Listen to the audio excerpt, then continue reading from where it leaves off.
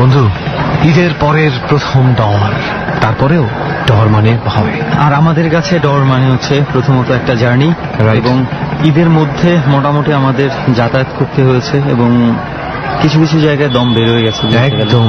মানে যাতায়াত করছিলাম নাকি আসলে কোনো এক জায়গায় বসছিলাম অনেকক্ষণ, এটা নিয়ে একটু সন্দেহ আছে। তো যাই হোক, সবচেয়ে বড় বিষয় হচ্ছে যে আমরা আজকে দোস্ত এমন একটা জায়গায় যাচ্ছি, মনে আছে এই জায়গাটা নিয়ে কিন্তু আমাদের মধ্যে একটা স্পেশালিটি আছে। হ্যাঁ, তা তো আছি। আমরা শুরুটা করেছিলাম এই রিজনটাতেই, রাইট। তো অনেক দিন পর আমরা আবারও সেই খুব কাছাকাছি জায়গায় যাচ্ছি। তো চল, এবার কি করবি? যাবো, চল বাসে উঠতে হবে। বাসে উঠে আমরা চলে যাব একদম সরাসরি ওই যেখানে গিয়েছিলাম তো সেই তারুর দোকান, সেখানে গিয়ে নামবো। আমাদের আজকের গন্তব্য হচ্ছে ফেনী এলাকার ছাগলনাইয়া উপজেলা। এতটুকু পর্যন্তই বলবো। উপজেলার ভেতরে কোথায় কি, কোন বিল্ডিং এর কোন রান্নাঘর, কোথায় রান্নাঘরে যাওয়ার দরকার কি? আপাতত পকেটে যেগুলো আছে তুই কথা বেশি বলিস। বাসের মধ্যে উঠ, ঘুমা, মিস্টার ম্যাঙ্গো ক্যান্ডি খা, আর ঘুমাইতে থাক। আমরা কই যেতেছি না যেতেছি জানবে না, যাইলেই পরে জানা যাবে। পরে কোথায় গাড়ি থামাবে। কিন্তু যেই ম্যানেজমেন্ট করতেছো আস্তে আস্তে কিন্তু শ্রোতা বন্ধুরা শ্রোতা শত্রু হয়ে যাবে। না, শ্রোতা শত্রু মোটেও হবে না, কারণ মিস্টার ম্যাঙ্গো তো আছে। সবাই একটা একটা করে ম্যাঙ্গো দিবে। যাই হোক, আপাতত আমরা যেটা করি যে একটু গাড়িতে যাই, আপনারা একটু ধৈর্য ধরে থাকুন। আমরা আপাতত পৌঁছে যাই সেই ফেনীর তারুর দোকানে, ওখানে নেমে আবার কথা হচ্ছে। Alright, let's move. সায়দাবাদ থেকে বাসে করে আমরা পৌঁছাই ফেনীর তারুর দোকান নামক এক জায়গায়। কি তেমন একটা পরিবর্তন হয় নাই তো, তাই না? তেমন একটা পরিবর্তন আসলে তো আমরা ভাবতেছি আমরা অনেক আগে আসছি। আসলে কত, 1 বছর হয়েছে? 1 বছর প্রায় হয়ে যাবে। মাঝখান থেকে এখানে কিছু ঝামেলা ছিল, যে এখন যে আমরা যাবো সিএনজি তে উঠবো, মাঝখান থেকে তো সিএনজি তে উঠার উপায় ছিল না, সিএনজি বন্ধ করে দিয়েছিল হাইওয়েতে। যাই হোক, এখন আবার অন হয়েছে। সো আমার মনে হয় আমাদের খুব একটা দেরি করা উচিত না, তার চেয়ে বরং চল একটা সিএনজি নিয়ে। সিএনজিতে দেখ, ওইবার কিন্তু ওই দোকানটাতে মানে খাওয়ার সময় কিছু হয়ে গেছিল, মানে খাওয়া বাকি ছিল। আজকে কি বাকি দেখে আছে, আবার টাকা দিবি না? এমন তাড়াতাড়ি এই পর্যন্ত যে কয়টা এলাকায় গেছি তুই কোনো না কোনো দোকানে বাকি লয়ে এসেছিস, কারণ কোনো জায়গায় টাকা। কি করবো, তোরে ঢাকা থেকে নিয়ে যেতে যেতে আমার পকেট খালি হয়ে যায়, তখন আর কিচ্ছু করার থাকে না। পারলে তো আমি তোরে বেচা দিয়া টাকা শোধ করে চলে আসতাম। আমার মার্কেট ভ্যালু থাকলে তো হয়েছিলই। চল আমরা সিএনজি তে উঠি, তার চেয়ে বরং সিএনজি ভাড়া আছে তো না? তুই আসস মার্কেট ভ্যালু। আমি ঈদে কয়েকশো টাকা সালামি পাইছিলাম, এটা রাখবি না। যাও গা, চল উঠি। তারুর দোকান থেকে সিএনজিতে চড়ে আমরা পৌঁছে যাই ছাগলনাইয়ার উপজেলায়। ভালো দোস্ত, যেমন ভাবে তোকে বলেছিলাম, দিস ইজ দ্য হাউস। এবং তোর বর্ণনা করার সাথে যদিও ঘরের ভেতরটার ইন্টেরিয়র অনেকটা চেঞ্জ হয়ে গেছে, কিন্তু মূল যে জায়গাটার কথা বলেছিস ওটা কিন্তু অনেকটাই আগের মতোই রয়েছে। আসলে ব্যাপারটা কি হয়েছে, আমি যখন ঘটনাটা শুনি যার কাছ থেকে, তারা কিন্তু এখন এই ফ্ল্যাটে আর থাকে না। ওনারা শিফট করে চলে যেতে বাধ্য হয়েছেন। কেন তারা চলে গেছেন, কি কারণে চলে গেছেন, এগুলো তো এখনো বলার সময় আসেনি। বলার সময় হয়তোবা আমি দেখতে পাচ্ছি যে আমাদের সামনে অতিথি যারা বসে আছে তাদের জানার কিউরিওসিটিটা খুব বেশি।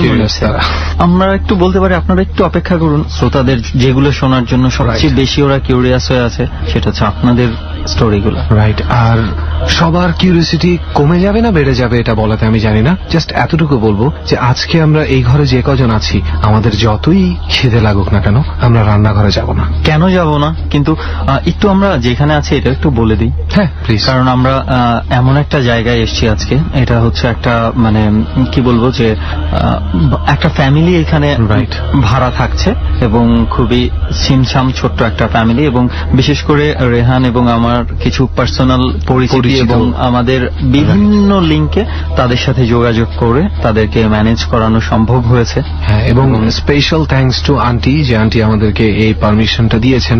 আন্টির নামটা আমরা বলছি না, বাট আমাদেরকে উনি পারমিশনটা দিয়েছেন এই কারণে যে আজকে আমাদের সাথে দুজন নারী অতিথি আছে, যাদেরকে আমরা এত রাতের বেলা এক্সটার্নাল স্পটে নিয়ে যাওয়াটা অনেক রিস্কি মনে করি। বাট যেহেতু আমরা একটা ফ্যামিলি বাসার ভেতরে আছি, যেখানে এত আপ্যায়ন সুন্দরভাবে করার জন্য আন্টি আছেন, আন্টির 2 জন ছেলে মেয়ে আছেন। So thank you. তো সেই জন্য সেই সুযোগটাই আমরা নিয়েছি আসলে, এবং সেই সুযোগটা শুধু আমরাই নেই, সেই সুযোগে আপনাদেরকেও সুযোগ করে দিতে চাই যে এই বাসাটার মধ্যে আসলে কি ঘটনা আছে।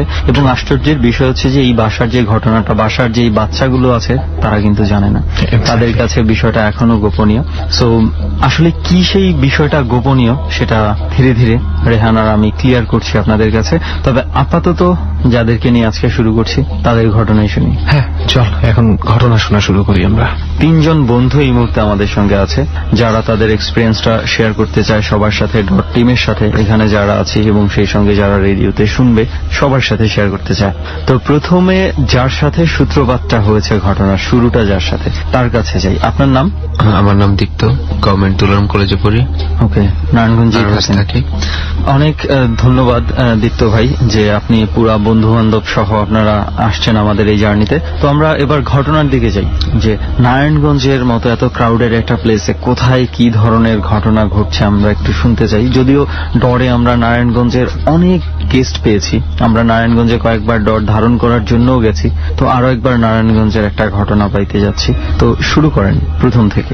ঘটনাটা ঠিক 1 বছর আগের। ঘটনাটার প্লেসটা হচ্ছে কাঁচপুর ব্রিজটা, হয়তো পাচ্ছি না। কাঁচপুর ব্রিজ? হ্যাঁ, এত ক্রাউডেড একটা এরিয়াতে এই ধরনের ঘটনা ঘটতে পারে? হ্যাঁ হ্যাঁ। তো কাঁচপুর ব্রিজের নিচে একটা টার্মিনাল আছে আপনার, লঞ্চ বা জাহাজ টার্মিনাল বলা চলে। আচ্ছা। আমি আর আমার ফ্রেন্ড শুভ, আমি ওখানে আড্ডা দিচ্ছি। রাত তখন মেবি 12:30 বাজে। তো আড্ডার এক পর্যায়ে তো দেখলাম যে শুভ আমার পেছন দিকে কি যেন একটা দেখছে। তো শুভ মানে আপনার আমার ফ্রেন্ড, যার সাথে আমি আড্ডা দিচ্ছি। তো আমি বললাম, শুভ তুই কি দেখছিস? তো শুভ বললে একটু পিছন দিকে তাকিয়ে দেখতো। তো আমি তাকালাম, দেখলাম যে একটা অসম্ভব সুন্দর একটা মেয়ে রাস্তা দিয়ে হাঁটছে। আর বলিনি, রাস্তাটা হচ্ছে আপনার শহর রক্ষা বাঁধ তখন হচ্ছিল। আমি যতটুকু দেখেছি ওই রাস্তাটা, মানে রাস্তাটা সুন্দর, একদম নদীর পাশে, নদীর তীর ঘেঁষা, মানে শহর রক্ষা বাঁধ আর কি। তো তখনও তেমন একটা জনমানব শূন্য বলা চলে, কেউ তখন ওই রাস্তাতে ভয়ে যেত না, রাস্তাটা খালি থাকতো। আচ্ছা। তো রাত 12:30 ঘটনাটা বলছেন, এটা কতদিন আগের ঘটনা? এটা প্রায় 1 বছর আগের ঘটনা। তখন আমি এইচএসসি পরীক্ষা দিই, পরীক্ষার সময় চলাকালীন ঘটনা। তো শুভ ওই মেয়েটার পেছন পেছন গেল, তো আমিও শুভর সাথে সাথে গেলাম। কিন্তু কেন, মানে একটা মেয়ে হেঁটে যাচ্ছে, আপনাদের শুভ হঠাৎ করে বললো যে দোস্ত মেয়েটা একা যাচ্ছে, চল আমরা যাই একটু কথা বলি। তো আমার তেমন একটা ইন্টারেস্ট ছিল না, কিন্তু শুভ রিকোয়েস্টে আমি যেতে বাধ্য হলাম। তো শুভ যে মেয়েটাকে ডাকছে, এই যে আপু এক্সকিউজ মি, তো মেয়েটা তাকাচ্ছে না। দেন এরকম 2-3 বার ডাকার পরে তো মেয়েটা বললো, হ্যাঁ কি হয়েছে, সমস্যা কি? মেয়েটা কেমন করে যেন বললো। তো শুভ বললো, সমস্যা আপু, রোডটা তো খালি, এই রোডে সচরাচর মানুষ চলাচল করে না, তা আপনি একা একা কেন হাঁটছেন? আপনার তো প্রবলেম হতে পারে। তো মেয়েটা বললে, সেটা আমার হবে, তোমার কি? ও একটু মানে অস্বাভাবিক ইন্টেনশন কাজ করলো ওর মাথায়। তো বললো, আপনার আমার ফ্রেন্ডের শুভর মাথায়। তো প্রপোজ করলো জিনিসটা। তো মেয়েটা বললো, ওকে ঠিক আছে চলো আমার সাথে। তো ও আর কিছু চিন্তা না করে মেয়েটার সাথে সাথে হাঁটছে, আর আমিও হাঁটছি। তো আমি হাঁটার একটা পর্যায়ে দেখলাম যে ওই স্টেশনের যে গার্ডটা ছিল, সে আমার হাত ধরে টানছে যে, বাবা তুমি কোথায় যাও? কে টানছে?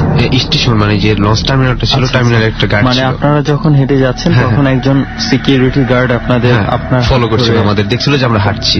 তো সিকিউরিটি গার্ডটা আমার হাত ধরে টান দিল যে, বাবা তুমি কোথায় যাচ্ছ? তো আমি একটা হাতটা ঝাড়া দিয়ে ছেড়ে দিলাম যে, কেন, আমি যে এখানে যে আপনার কি, তাতে প্রবলেম কি? তো উনি বললো যে, বাবা রোডটা ভালো না, তুমি একা একা হেঁটো না। আমি আর ওনার কথা কোনো পাত্তা দিলাম না, আমি জাস্ট ওই মেয়েটার দিকে তাকে হাঁটা শুরু করলাম। হাঁটতে হাঁটতে হাঁটতে দেখলাম যে শুভ হাঁটছে, আমিও হাঁটছি। হাঁটতে হাঁটতে একটা সময় একটা পরিত্যক্ত একটা জুটমেল ছিল ওখানে। তো জুটমেলের পাশে একটা ছোট ঘরের মতো ছিল, চিকন একটা রাস্তা। তো ওই রাস্তা দিয়ে মেয়েটা হাঁটছে, আমরাও হাঁটছি। হাঁটতে হাঁটতে হঠাৎ একটা সময় দেখলাম যে মেয়েটা একটা ছোট্ট একটা ঘরের সামনে যে দাঁড়ালো।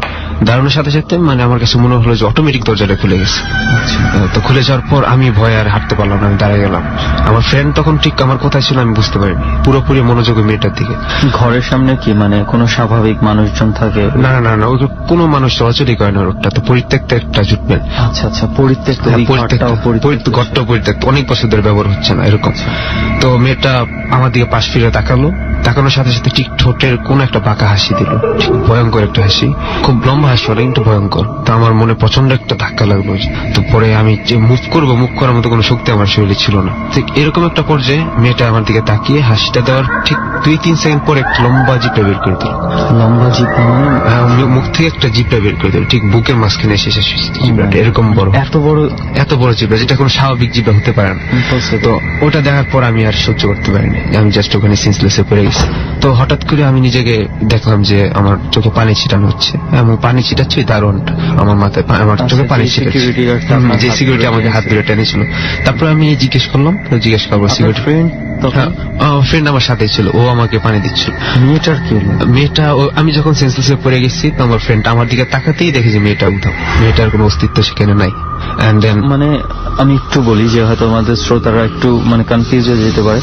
আপনি যখন এই ঘটনা দেখে মানে সেন্সলেস হয়ে পড়ে যান, তখন শুভ ফ্রেন্ড আমার দিকে তাকায়, আপনাকে ধরতে যায় যখন, ঠিক এই মোমেন্টের মধ্যে মেয়েটা হয়তো না হয়ে গেছে।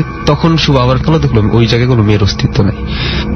দারুণ বললো যে এত রাতে তোমরা এই রোড একা একা কেন হাঁটাহাঁটি করছিলাম? আপনার সেন্স ফেরার পর দারুণ আমাকে এই কথা বলছে। তখন আমি বললাম কই না, তো আমরা তো একা হাঁটছিলাম না, আমাদের সাথে তো একটা সুন্দরী মেয়ে হাঁটছিল। তখন দারুণ বললো কই, কোনো মেয়ে তো ছিল না, তোমরা একা একা হাঁটছিলাম, আমি তো দেখলাম, তোমাকে আমি বাধা দিলাম না, তুমি আমাকে সরাই দিলা। মানে আপনারা যখন হাঁটছিলেন মেয়েটা আপনাদের কতটুকু সামনে ছিল? ঠিক 5-6 হাত সামনে ছিল। তার মানে আপনাদেরকে দেখলে তো মেয়েটাকে অবশ্যই দেখার কথা, কিন্তু তিনি নাকি কোনো মেয়েই দেখে নাই, আমরাই নাকি একা একা হাঁটছিলাম আমি আর ও। তখন আমরা তো ভয় পেয়েছি যে তার মানে কি হলো এটা। তো পরে দারোয়ান বললো যে বাবা এই রোডে এরকম ঘটনার আগে অনেক হয়েছে, আমি আগেই বুঝতে পেরেছিলাম যে তোমাদের সাথে কিছু একটা হতে যাচ্ছে, এই জন্য তোমাকে বাধা দিয়েছিলাম, কিন্তু তুমি তো শোনো না আমার কথা। মানে দারোয়ান আপনাদের এই ধরনের আচরণ দেখেই সে বুঝতে পারছিল যে কিছু একটা ঘটতে যাচ্ছে। তার মানে হচ্ছে যেই জায়গাটাতে আপনাদেরকে নিয়ে যাওয়া হয়েছে এই জায়গাটার সাথে কোনো না কোনো একটা কিছু আছে। হ্যাঁ অবশ্যই। আপনারা এরপরে এই ঘরটার দেখেননি আপনি, যেই খানটাতে নিয়ে গেছে? এরপর পরের দিন আমি আমার ফ্রেন্ড শুভ আবার ওই ঘরটার দিকে গেলাম যে দেখি কি হয়েছে, কিন্তু যে দেখলাম যে ওই ঘরটা আসলে লক, তালা মারা একটা, ওই তালাটা খুবই পুরনো, যেটা প্রায় 5-6 বছর ধরে ইউজ হচ্ছে না, এরকম একটা ব্যবহারই হচ্ছে না এরকম একটা। তাহলে দরজা খুলে গেল কিভাবে? তাহলে দরজা কিভাবে খুলে সেটাই তো প্রশ্ন। অদ্ভুত। মানে আমি জানি না যারা আমার শ্রোতারা আছে কিভাবে নিচ্ছে ঘটনাটা, কিভাবে নিবে, তবে এতটুকু বলতে পারি আমার আর রেহানের যে অভিজ্ঞতা আছে, আমরা যে বিভিন্ন জায়গায় গেছি, আসলে কিছু বিষয় আছে যে আপনি নিজে থেকে না দেখলে এটা কখনোই বিশ্বাস করতে পারবেন না যে আসলে এরকম কিছু ঘটনা ঘটতে পারে। তো এই হচ্ছে ওই জায়গাটা নিয়ে আপনার অভিজ্ঞতাটা ছিল। ওকে, এরপর আমি যতটুকু জানি যে এই জায়গাটা নিয়ে আরো কিছু ঘটনা আছে, যারা আপনার বন্ধু যারা আছে, যারা এই মুহূর্তে আমাদের সঙ্গে আছে, আমরা 3 জন পরে ইনভেস্টিগেট করতে গিয়েছিলাম, তারা এই বিষয়টা নিয়ে আরো ঘাটাঘাটি করেছে। ওকে, সেই ঘাটাঘাটির ফলে আরো কি কি এই জায়গাটা সম্পর্কে আপনারা জানতে পেরেছেন, এটা একটু আমি জানার জন্য খুব আগ্রহী আমরা। এবার তাহলে ওদের কাছে যাই। দীপ্তর কাছে তো আমরা ঘটনার শুরুটা কিভাবে এটা শুনলাম, এরপরে আরো কিছু ঘটনা আছে যেটা আপনারা নাকি ইনভেস্টিগেট করেছেন, তো এরপরে আপনাদের রেজাল্টটা কি এটা একটু আমরা জানতে চাই। তবে তার আগে দীপ্তর যে 2 বন্ধু রয়েছে তাদের পরিচয়টা একটু জানতে চাই। প্রথমে আপনার পরিচয়। যে আমি শাওন বলতেছি, নারায়ণগঞ্জ বাড়ি আমার। ওকে, আপনি হচ্ছেন শাওন। আপনি? আমার নাম সজল, আমি ঢাকা পলিটেকনিক্যালে পড়াশোনা করি। ওকে, তো শুরুতে কার কাছে যাব আমরা? শাওন। জি, ওকে, ঠিক আছে। তো আপনার কি অভিজ্ঞতা ছিল এর পরবর্তীতে? আপনি দীপ্তর সাথে এই ঘটনা ঘটার পর আমি যতটুকু শুনেছি আপনিও কিছু একটা জানার চেষ্টা করেছেন, তো এটা একটু ঘটনাটা আমরা শুনি। ঘটনাটা মানে গত 1 বছর আগে ঘটেছিল ওর সাথে। তো নেক্সট যখন আমি 1 বছর পরে ওর সাথে কথা হয়, তো ওদের কাছে ব্যাপারটা শুনি। তো শোনার পর তো আমার খুব ইন্টারেস্ট হয়, এটা আমি জিনিসটা যাচাই করার জন্য। তো একদিন ধরতে গেলে ভালো একটা দিন, শবে-বরাতের দিন, রাত্রে নামাজ টামাজ পড়ে তো আমরা রাত্রে নদীর পাড়ে যাই। তো আনুমানিক 2:30টার দিকে তো আমরা প্ল্যানিং করি যে আমরা এখানে যাব। তো এখানে যখন যাবো তো প্রস্তুতি নিয়ে মানসিকভাবে সজল, আমি, দীপ্ত আমরা যাই ওখানে। তো এখানে যাওয়ার পর থেকে ভিতরে একটা কেমন ধরনের একটা ভাব তৈরি হইতেছিল। তো তারপরেও খুব সাহস নিয়ে যেতেছিলাম ঠিক ওই ফ্যাক্টরিটাতেই। মানে ওকে বলছি ও কোন জায়গা দিয়ে গেছে, কোন রাস্তা। কতদিন ধরে বন্ধ আছে? সম্ভবত 2003 থেকে। আচ্ছা, 2003 থেকে। মানে এরিয়াটাই মানে একটা ভৌতিক একটা এরিয়া মনে হয় আর কি, দেখলে। না দেখলে হয়তো বুঝতে পারবেন আপনারা। যখন আমরা যাই, যখন গলিতে ঢুকি, ঢোকার পরে বৃষ্টির পানিতে ভেজা কাদা টাদা ছিল, তো তবুও খুব এইভাবে যাই। তো লাইট ছিল না, তো আমাদের হাতে একটা ম্যাচ লাইট ছিল, প্লাস মোবাইলের লাইট ছিল, ওগুলো সাপোর্টে ভিতরে ঢুকি। ঢোকার পরে ভিতরে একটু ভয় কাজ করতেছিল সবারই। ভিতরে যাওয়ার পর একটা ডানে মোড় ছিল, তো মোড়ে ঢোকার পরে সোজা যখন চলতে থাকি তখন ভিতরে এত অন্ধকার যে কিছু বোঝা যেতেছিল না, লাইটের আলোগুলো বেশি দূর যেতেছিল না। তো যতটুকু চেষ্টা করতেছে যাওয়ার, হঠাৎ কেন জানি খারাপ লাগতেছে, খুব ভয় করতেছে যে কি কিছু হবে মনে হইতেছে, এরকম একটা ভাব। ডর মানে ভয়। মোড় ছিল, তো মোড়ে ঢোকার পরে সোজা যখন চলতে থাকি তখন ভিতরে এত অন্ধকার যে কিছু বোঝা যেতেছিল না, লাইটের আলোগুলো বেশি দূর যেতেছিল না। চেষ্টা করতেছে যাওয়ার, তো যেতে যেতেই হঠাৎ কেন জানি খারাপ লাগতেছে, খুব ভয় করতেছে যে কি কিছু হবে মনে হইতেছে, এরকম একটা ভাব সবার মধ্যে কাজ করতেছে। তো আমি যখন আমরা সবাই মিলে বলতেছি যে চলো আমরা এখানে চলে যাই, ব্যাক করি, আমরা দিনের বেলা এসে দেখে যাবো, এখন রাত্রে আমাদের কোনো প্রয়োজন নেই এত করার। তো ঠিক আছে, আমরা ব্যাক করি, পিছনে ব্যাক করার সাথে সাথে যখন ওরা সবাই সামনে চলে তো আমি ওদের পিছনে চলতেছি।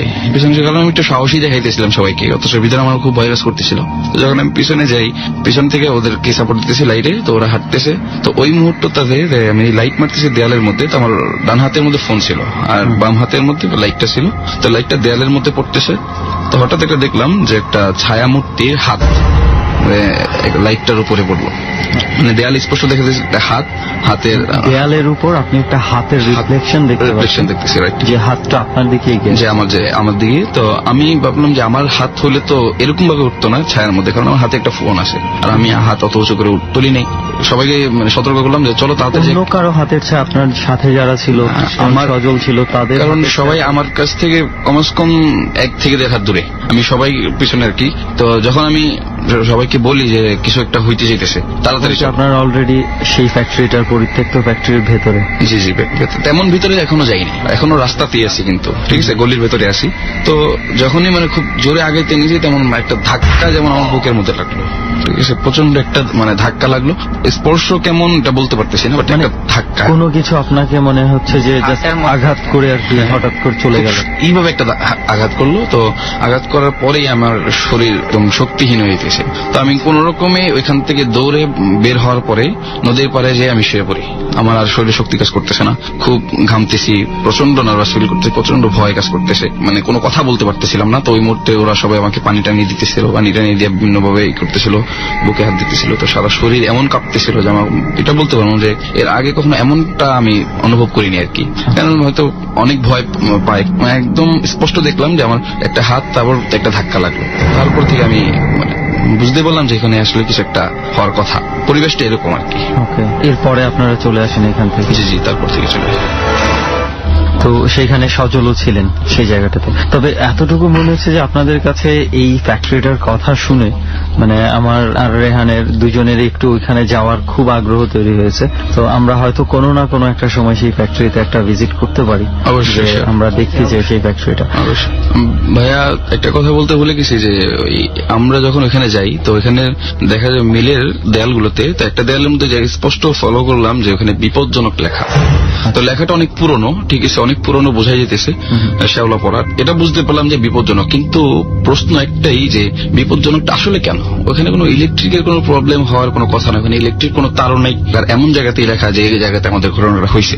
এলাকার মধ্যে কি এই জায়গাটা নিয়ে এমন প্রচলিত আছে? হ্যাঁ, এলাকার মধ্যে আমি তেমন করতে পারিনি, জাস্ট 2-3 জনের কাছ থেকে শুনছি, যেমন ও বললো যেমন দারোয়ান আগে থেকে সে জানতো, এরকম 2-1 এরকম বলছে যে তার ফ্যামিলি কারোর সাথে হয়েছে, আরেকজন বললো যে এখানে নাকি একটা মেয়েকে মার্ডার করা হয়েছিল, ঠিক আছে তারপর থেকে মানে একটা মেয়ের আকৃতি প্রায় দেখা যায় এখানে। তো এই যাচাই করলাম। তো আমাদের বাসার এক আন্টি, ওনার হাজবেন্ড আদমজি জুট মিলে চাকরি করতো, ওনার কাছে যখন এই ঘটনা শেয়ার করতেছে উনি বললো যে হ্যাঁ ওইখানে সমস্যা হয়, তোমার আঙ্কেল চাকরি ছাড়া থেকে আসার পর থেকে এখানে অনেক সমস্যা হয়েছে, বিভিন্ন প্রশ্ন এখনো মানে ভিতরে, প্রশ্নগুলো আমি এখনো কোনো দেখা যাক আমরা যে এটার কোনো সমাধান আমরা পাই কিনা, আমরা অবশ্যই যাই সেই জায়গাটা একটু ভিজিট করতে চাই একবার।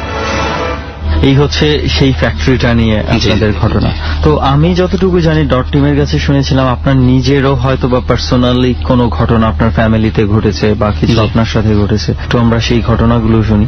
আমি প্রথমে বলতে চাই আম্মুর ঘটনা, ঠিক আছে আমার আম্মু ছোটবেলার ঘটনা, তা আমাকে খুব ইজি ভাবে শেয়ার করছিল। তো আমার নানু ছোটবেলা মারা যায় কোন একটা কারণে, তো নানু মারা যাওয়ার পর থেকে আমাদের আম্মুর পরিবারটাতে একটু দারিদ্রতা চলে আসে। ওই মুহূর্তে বাধ্য হয়ে আমার মামা চাকরিতে জয়েন করে। তো খুব ছোট ছিল, তো তবুও চাকরি করতো একটা বেকারিতে, সাধারণ সিম্পল একটা বেকারিতে চাকরি করতো। নিয়মিত আম্মু ওনাকে নিয়ে আসতো। তো বিকেলে নিয়ে আসতো। তো আমাদের রাস্তাটা থেকে বেকারি দোকান, মানে আমার মামা যেখানে চাকরি করে, তো ওইখানে যেতে অনেক সময় লাগে, প্রায় আধা ঘন্টা 1.5 ঘন্টা লাগে। তো শর্টকাটের জন্য আমাদের নানুর বাসা থেকে ক্ষেত আছে, ঠিক আছে, ক্ষেত পার হয়ে ঠিক আছে গেলে খুব সহজ হয় আর কি, 10-15 মিনিট লাগে। তো আম্মু প্রতিদিনের মতো ওই দিনও রেডি হইলো যে আপনার বান্ধবীকে নিয়ে উনি রওনা দিল। তো আমার নানু বাসার সামনে দাঁড়ায় রয়েছে। তো নানু এটা একটা সবসময় অভ্যাস ছিল, আজও অভ্যাস আছে যে আমরা কখনো নানুর বাসায় গেলে নানু আজও আমাদের বিদায়ের সময় তাকায় থাকে আর কি। তো ওই সময় সে এভাবে তাকাই ছিল। তো আমার আম্মু তার বান্ধবীকে নিয়ে হাঁটতে হাঁটতে একটা সময় খুব দূরে চলে আসছে। তো ঢালু ছিল, তো ঢালু দিয়ে নামার পরে তো তেমন একটা দেখা যেতেছে না, দূর থেকে নানু দেখতেছে না। তো এখানে আমাদের প্রসিদ্ধ একটা বাড়ি ছিল, যে বাড়িটার নাম আমি বলতে চাইতেছি না আসলে, ঠিক আছে, বাড়িটার নাম অনেকেই চিনবে। ওই বাড়িটা খুব প্রসিদ্ধ ছিল, যে ওই বাড়িতে দেখা যেত প্রতি বছরে প্রতি মাসে এরকম মার্ডার হইতো ওই সময়টাতে। ওই বাড়িটা কি মানে মানুষজন থাকতো না? পরিত্যক্ত বাড়ি বললেই চলে, কারণ ওইখানে কোনো বাড়ি না, জাস্ট একটা ভিটা। ওইটা কি বাড়ি বলে যাচাই ছিল? দুইটা বাড়ি। ওই আম্মু যখন ওইখানে পর্যন্ত পৌঁছায়, তো দুইটা বাড়ির মাঝখানে যখন যেতেছে সামনে আগাইতেছে, তো ওই মুহূর্তে দেখলো কি মামা আসতেছে। তো মামা যখন আসতেছে, তো মামার দিকে তাকায় বলতেছে, কি ব্যাপার তুই আসা বলি, তুই যদি আসতেই পারিস আমাকে আমি কষ্ট করে, তুই প্রতিদিন এসে পড়। তো সে হাঁটতেছে, তার সাথে আম্মু হাঁটতেছে। হাঁটার পর তো একটা সময় সে মানে বুঝতে পারলো যে সে যে রাস্তা দিয়ে যাওয়ার কথা, তো ওইখান দিয়ে সে যেতেছে না। তো সে সাথে দাঁড়ায় গেছে, দাঁড়ায় বলতেছে, কি ব্যাপার তুই কই যেতেছিস? মামাকে খুব এইভাবে জিজ্ঞাসা করতেছে। তো মামা কোনো কথা বলতেছে না। তো আমি এতক্ষণ যাবো তোর সাথে কথা বলতেছি, তুই আমার সাথে কোনো কথা বলতেছিস না, মানে কি? তো এই কথা বলে তো মামাকে একটা ধাক্কা দেয়। ধাক্কা দেওয়ার পর থেকে তার মুডটা যখন চেঞ্জ হইতেছে, তখন আমারও শক্তি আস্তে আস্তে চলে যেতেছে। তো বলতেছে যে মামার আস্তে আস্তে তার মাথাটা আর কি, মাথাটা ভ্যানিশ হয়ে গেল, মাথা নাই, শরীরটা বিশাল একটা আকৃতি ধারণ করলো। বিশাল আকৃতি বলতেছে একটা সাধারণ মানুষের চেয়ে একটু বেশি আর কি। তো শরীরের অনেক বিশাল বিশাল লোম, সারা শরীরে লোমে পরিপূর্ণ হয়ে গেছে। তো বুকের মধ্যে 2টা চোখ, আর মাথা কাটা যেখান দিয়ে ওইখান দিয়ে রক্ত পড়তেছে, ঠিক আছে, রক্তাক্ত। এই তখন সন্ধ্যার সময়। আর সন্ধ্যার সময় ওই সময় জায়গাটা তো আশেপাশে কোনো ঘর বাড়ি না ওইখানে ওই সময়টাতে মানে ওখানে মানুষ স্বাভাবিকভাবে হাঁটতেই ভয় পেত, কারণ এখানে যে বললাম যে মার্ডার হইতো বা বিভিন্ন ভৌতিক ঘটনা শুধু একজনের সাথে না, অনেকের সাথে হয়েছে এখানে, ঠিক আছে। তো আম্মু যেটা বিষয়টা হলো যে দেখার পরে সে শক্তি সম্পূর্ণ হারাই ফেলে। এমন সময় মাগরিবের আজানের সময় হয়ে যায়, আজান অলরেডি শুরু হয়ে গেছে। তো ওই মুহূর্তে আম্মুর একটু শক্তি ফিরে পায়। তো সেও আল্লাহ নাম উচ্চারণ করার পর তার একটু শক্তি পায়, সাথে সাথে সে দৌড় দেয়, প্রচন্ড জোরে দৌড় দেওয়ার পরে দৌড়ে ওই নানু কিন্তু এখন স্টিল নাম এখানে দাঁড়ানো, ওই পর্যন্ত যায়। তো নানুকে দেখে যে একটু আস্থা পায়, তখনই সে ওইখানে সেন্সলেস হয়ে যায়। তো সেন্সলেস হয়ে যাওয়ার পরে তাকে নিয়ে যায় নানু, প্রায় 1 থেকে 1.5 ঘন্টা পর তার সেন্স ফিরে আসে। তো তাকে জিজ্ঞাসা করে হইতেছে কি হয়েছে, অথচ সে কিছু বলতেছে না, কারো দিকে তাকাইতেছে না, যে জাস্ট জানালার দিকে তাকায়, কখনো দরজার দিকে তাকায়। কি হয়েছে? ওই যে দাঁড়ায় আমার জন্য, ওই যে কি যেন আমাকে ডাকতেছে। আপনার আম্মা বলতো? হ্যাঁ এমন বলতো। তো 1 সপ্তাহ যাবত তার এরকম একটা সিচুয়েশন ছিল। টয়লেটে যেতে সে বলতেছে যে টয়লেটের উপর নাকি উঠতেছে, ঘুরতেছে, তাকে কি করবে, তাকে নিয়ে যাবে, তাকে ডাকতেছে। তারপর এটা মানে 1 সপ্তাহ পর যে কবিরাজ টবিরাজ দিয়ে তারপর তাকে ঝাড়ফুঁক করানো হয়, তারপর তাকে একটু হয়। ওকে।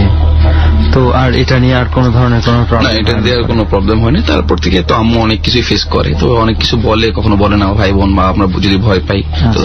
এই আসলে মানে এরকম আমরা ডরে বেশ কয়েকটা এরকম ঘটনা পেয়েছি। আপনি যে বর্ণনাটা দিলেন, যে এই ঘটনাটা আসলে এই যে ঠিক যেই সময়টার কথা বললেন আপনি, ঠিক সন্ধ্যার সময়টাতে, মানে হয়তো এমন একটা জায়গায় উনি এমন একটা সময় উপস্থিত ছিলেন, একটা খুব বাজে একটা জায়গায় বাজে একটা সময় উপস্থিত ছিলেন, যে জন্য এই ধরনের ঘটনা ঘটে গেছে। তো যাই হোক, আর কোন ধরনের কোন অভিজ্ঞতা কি আপনার আছে? তো হ্যাঁ, একটা অভিজ্ঞতা আছে। যখন ক্লাস 5-এ পড়ি আমি, তো যাই হোক, তো তখন পূজা চলতেছিল, কোন একটা পূজা চলতেছিল। তো একটা ফ্রেন্ড ছিল উজ্জ্বল নাম, তার ছোট ভাই ঘটনাটা শেয়ার করতেছে আর কি। ও তার ছোট ভাই ছিল আর কি, যে বললাম। তো ছোট ভাইটা একটু দুষ্ট টাইপের ছিল, একটু না অনেকটাই আর কি। মানুষদেরকে খুব বিরক্ত করত, যে কেউ ওর কাছ থেকে এরকম পার পাইতো না, ঠিক আছে। উঠতে গেলে অধিকাংশ মানুষ ওর দ্বারা কষ্ট পাইতো বিভিন্ন ধরনের। একটু বর্ণনা দিই যে রাস্তাতে কোনো মানুষ হাঁটতেছে, তাকে শুধু শুধু ল্যাং মারতেছে, বা কেউ হাঁটতেছে তাকে বিনা কারণে কারোর সাথে ঝগড়া করা, এই ধরনের বিষয় একটা। এইরকম প্রবলেম ফেস আমি নিজেও করছি। তখন আমি একটু বোকাশোকা ছিলাম, আমাকেও ডিল ছুটতো। আমি ওর ফ্যামিলিতে বিচার দিছি, ওর বাইকে বিচার দিছি, তো ও কারো কথা মানতো না। ওকে মানে বকে যাওয়া বলতে যেটা বোঝায় আর কি। হ্যাঁ, তো একদিন যাই হোক পুজোতে গেলাম, তো এখানে একটু ভালো লাগতো দেখতে, তখন ছোট ছিলাম। দুপুরে যাই, বিকেলে আসি তখন। তো বিকেলে আসার পর জাস্ট দেখতেছি ওখানে অনেকজন মানুষ জমানো ওদের বাসার সামনে। কি হয়েছে, উজ্জ্বলের ছোট ভাই, নামটা কি মনে নেই আমার, তো ও মারা গেছে। কিভাবে মারা গেছে, তো আমরা সাথে সাথে তো ভিতরে অনেক কষ্ট করে ঢুকলাম, ঢুকার পরে দিয়ে কি যে উজ্জ্বল তার ভাইকে সামনে কাঁদতেছে, তো মুখ ঢাকা। তো বললাম আমরা যে মুখটা, কেউ আমাদেরকে তার মুখটা দেখতে দিতেছে না। তো আমি খুব রিকোয়েস্ট করলাম, দেখি একটু, সমস্যা নেই তো, কেন এখন দেখা, আর সময় সন্ধ্যা হয়ে গেছিল। তো তারপরে অনেক জোরাজোরি করার পর উজ্জ্বলকে রিকোয়েস্ট করলাম, উজ্জ্বল মুখটা উঠাইলো। উঠানোর পরে যা দেখলাম, মানে আমি নিতে পারিনি ব্যাপারটা। মানে কি হয়েছিল যে স্বাভাবিকভাবে দেখতে বলতে তার মাথার, বলতে গেলে মাথা ভাগ হয়ে গেছে, এরকম একটা পরিস্থিতি। ঠিক আছে, কোন রকমে যেমন চামড়া টাইনা মানে এই করে সেলাই, কোন রকম সেলাই দিছে। ঠিক আছে, চেহারা ঠিক আছে, তার কান মানে কাটা, কান দুই ভাগ, তার চেহারা নাক ফাটা। কি ঘটেছে, এই ধরনের ঘটনা হয়ে গেছে। তো পরে যখন যাচাই করলাম, তো শুনলাম কি ও আমাদের পাশেই একটা বাসা ছিল, একটা বিল্ডিং আছে, এটা অনেক পুরনো। ওইখানে যারা থাকে তারা সবাই চিনে, কিন্তু নামটা বলতে চাইতেছি না আর কি। দুইটা বিল্ডিং একসাথে, একটা নতুন বিল্ডিং, একটা পুরনো বিল্ডিং। তো তাদের দুইটা পাশ অনেক দূরে। যে ঘটনাটা বলছেন এটা নারায়ণগঞ্জ শহরেই? হ্যাঁ, নারায়ণগঞ্জ শহরই একটু ভিতরে আর কি, আচ্ছা, এলাকাতে আর কি। ওকে, যাই হোক, দুইটা বিল্ডিং আর কি একসাথেই, মাথা দুটো একসাথে হয়েছে। আর এমনি মানে বলতে গেলে যে দুই পাশের দূরত্ব অনেক। ঠিক আছে, একটা সাইড শুধু একটা কর্নার এসে হ্যাঁ মিলেছে, যার থেকে যদি একটু জোরে লাফ দেওয়া যায় তো এক বিল্ডিং এ যাওয়া যাবে। তো ওই বিল্ডিংটাতে ও কেন জানে উঠেছিল, তো ওই বিল্ডিং এ একটা কুকুর ছিল, খুব ভয়ানক একটা কুকুর। বলতে গেলে যে ওইখানে অচেনা কাউকে দেখলেই তাকে ফোর্স করবে, হ্যাঁ খুব ধাওয়া করে, প্রচুর ধাওয়া করে। ঠিক আছে, আর তো যাই হোক ওই বাসাতেও কোনো কারণে উঠেছিল, কিন্তু এখনো জানি না কেন উঠেছিল। এখানে 3 তলাতে কোনো মানুষ থাকে না, এটা হল রুম আর কি। তো আমি, বিল্ডিংটা কয় তলার ছিল? বিল্ডিংটা ছিল 3 তলা আর কি। 3 তলা, 1 তলা 2 তলাতে মানুষ থাকে? ওকে, না সরি, 3য় তলা না, 4র্থ তলাটা ফাঁকা। আচ্ছা, 3য় তলা ফাঁকা না, 3য় তলাতে মানুষ থাকে।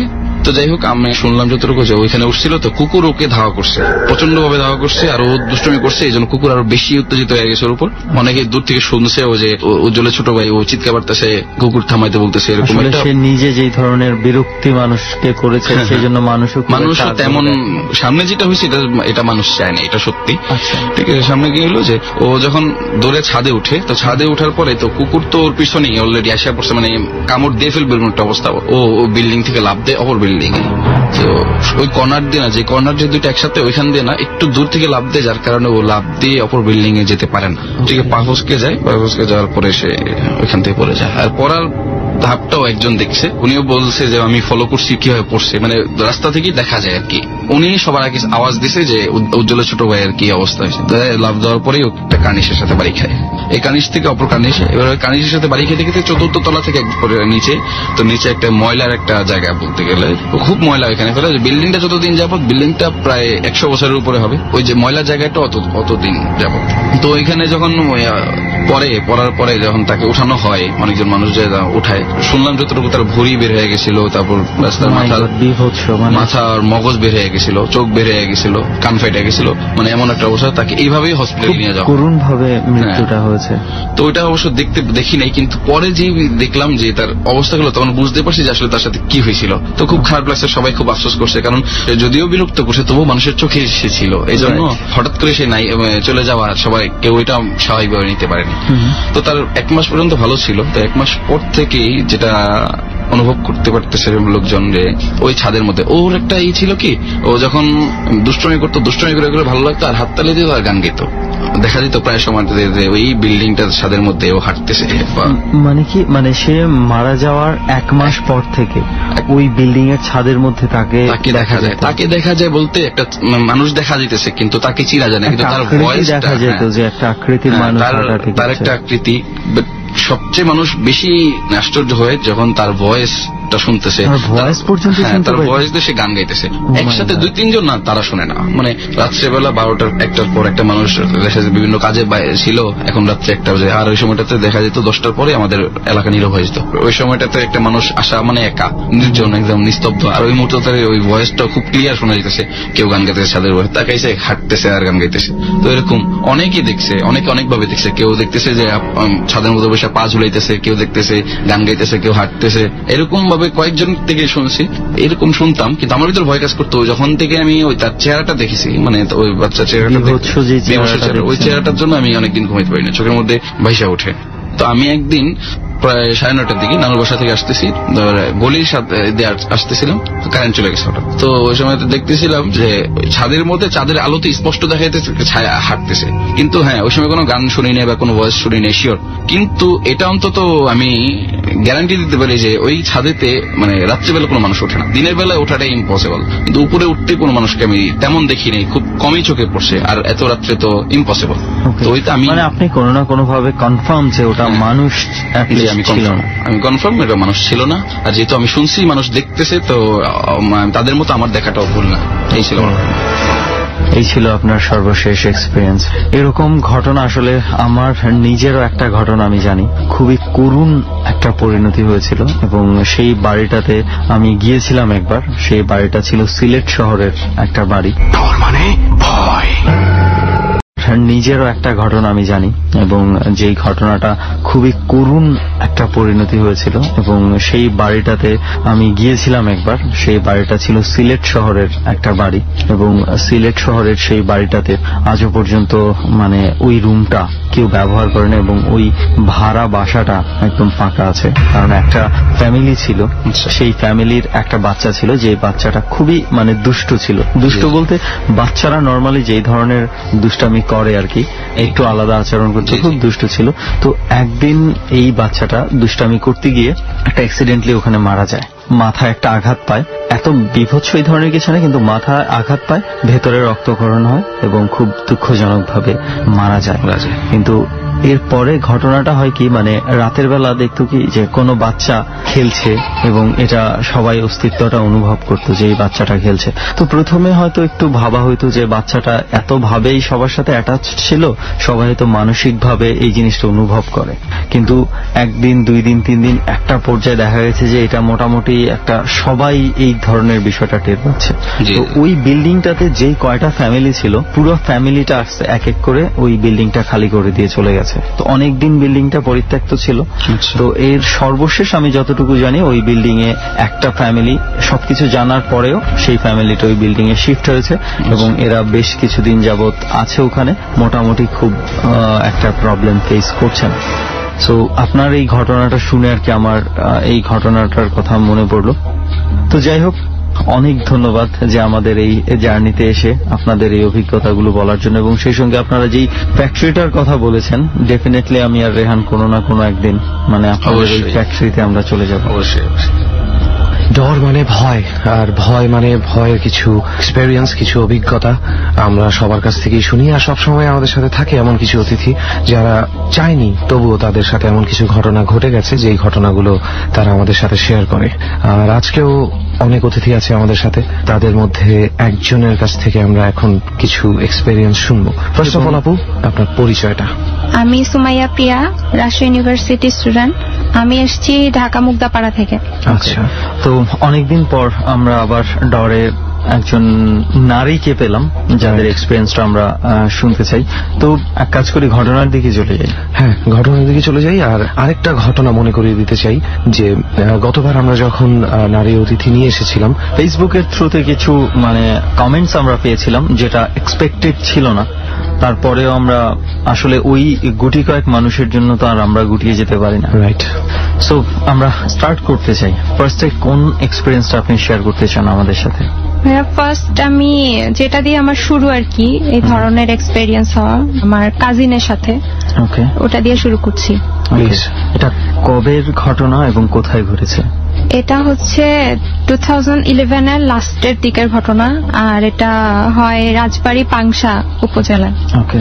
তো ওখানে হচ্ছে আমরা যাই ঈদ করার জন্য মেইনলি। গেলে আমার কাজিন যে 2টা বোন আছে ওরা 2জন আর আমি মানে মোটামুটি খুব বেস্ট ফ্রেন্ড টাইপের আর কি। আচ্ছা। তো আমার এক বোন আমাকে বলল যে আপু চলো আমার একটা খুব ফেভারিট প্লেস আছে তোমাদেরকে দেখাই নিয়ে আসি। আমি আমার ভাই আর আমার 2 বোন রওনা হলাম। তো আমরা রেল লাইন ধরেই হাঁটতেছিলাম, মেইনলি রেল লাইন ধরে আমরা 2 কিলোমিটার চলে গেছি। ফার্স্ট খেয়াল হয় নাই, যখন দেখতেছি যে আজানের টাইম হয়ে আসছে তখন খেয়াল হয়েছে। আচ্ছা। তো যখন খেয়াল হয়েছে তখন দেখতেছি যে আমরা আছি একটা ব্রিজের ওখানে, যেটা হচ্ছে কালিকাপুর ব্রিজ বলে। আচ্ছা। ওই জায়গাটা অনেকেই চিনবে। তো ওই ব্রিজের ওখানে মেইনলি ওটাকে বদ্ধভূমি বলে, যে ওখানে অনেক মানুষ মারা গেছে, প্লাস ওখানে কাটা পড়ে মানুষ মারা যায়। হ্যাঁ। আচ্ছা। আর তাছাড়া হচ্ছে ওই কাটা পড়ে, দ্যাট মিনস এটা হচ্ছে রেল লাইনের সুসাইডও করে ওখানে। রেল লাইনের ব্রিজ ছিল। হ্যাঁ, মানে একটা অনেক বড় খাদের মতো ওই জায়গাটা একটা ব্রিজ করা হয়েছে। ওই ব্রিজটাতেও আমরা যাইতাম, কিন্তু মেইনলি ওখানে কয়েকটা ছেলে বসেছিল, সন্ধ্যা হয়ে গেছে, এই জন্য আমরা ওখান থেকে ব্যাক করছি। করার পরে যখন আমি বাসায় আসছি, তারপরে আমি তো রাজশাহীতে চলে আসছি। আসার পরে প্রায় 2 মাস পর আমার খালামণি আমাকে ফোন দেয়। দেওয়ার পরে খালামণি আমাকে খুব বকাঝকা যে তোরা কোথায় গেছিলি, এটা ওইটা। আমি তারপর বুঝি না যে কি ব্যাপার, খালামণি কি হয়েছে। খালামণি আমাকে বলতেছে তোরা কি কালিকাপুর ব্রিজের ওখানে গেছিলি? বললাম যে জি খালামণি, কেন, কোনো সমস্যা? তারপর খালামণি মানে ফোন রেখে দিছে রাগ করে। তারপর আমি আমার আম্মুকে ফোন দিলাম যে আম্মু কি হয়েছে। তখন আম্মু বললো যে এরকম আমার ছোট বোন যেটা ছিল কেয়া, ওকে হচ্ছে নাকি কিসে যেন পজেস করছে। মানে ওকে আসর বসানো না কি যেন বলে, একটা আঙ্কেল আসর করা হয়েছে। আসর না মানে ভাইয়া, ওইটাকে আসর বলে। আসর মানে কি অজু করে এসে জায়নামাজ। আচ্ছা, it's kind of a ritual. হ্যাঁ। তো ওখানে বসানো হয়েছে। আমাদের একটা আঙ্কেল আছে, উনি কোরআনে হাফেজ আর কি। তো উনি ওর উপরে একটা কিছু আনছে, ওর ভিতরে যেটা ছিল। একটু ক্লিয়ার করেন আমাদেরকে যে কি দেখে মনে হয়েছে যে ওর উপর ধরনের কিছু একটা দ্বারা সে পজেসড হয়েছে, কি সিমটম ছিল? যেমন ওর চোখ মুখ লাল হয়ে যাওয়া, তারপরে হচ্ছে উল্টা পাল্টা বকা, তারপর ধরেন ময়লা আবর্জনা খাওয়া। ময়লা আবর্জনা মানে যেমন খালামণি যেমন মাছ কেটে রাখছে, আষ্টে বা ময়লা ফেলে দিছে, ওখান থেকে খুঁটে খুঁটে ময়লাগুলো নিয়ে যায় মুখের মধ্যে দিয়ে, এরকম মানে আছে ঘন্টার পর ঘন্টা। তারপর ভয়েসে কি কোনো চেঞ্জ এসেছিল? হ্যাঁ, ভয়েস মোটা হয়ে গেছিল। আর মানে খালামণি বলতেছে আমি যে মা, আমারই ভয় লাগতো ওর চাহনি দেখে। প্লাস আর এইজ কত ছিল ওর? ওর এজ আমার থেকে 4 বছরের ছোট এরকম। ওই সময়ে মানে কত বছরের হতে পারে? ওই সময়ে 11 সালে 17 এরকম এজ হবে হয়তো বা। আচ্ছা আচ্ছা, ওকে। 16-17 মানে কলেজে পড়ে আর কি। ওকে। তো আমার খালামণি বলতেছে যেমন চোখের পলক না ফেলে একদম ছাদের দিকে তাকায় থাকতো, ঘন্টার ঘন্টা ওইভাবে আছে, মানে ঘন্টার পর ঘন্টা সে ওইভাবে তাকায় আছে। পরে ওকে যখন ওইটা ছেড়ে যাইতো আর কি, তখন একটু নর্মাল হতো, তখন ওকে জিজ্ঞেস করা হতো যে তুই কি দেখিস সেভাবে তাকায়, বলতো আম্মু আমাকে হচ্ছে ওয়ালের মধ্যে বিভৎস ছবি দেখায়।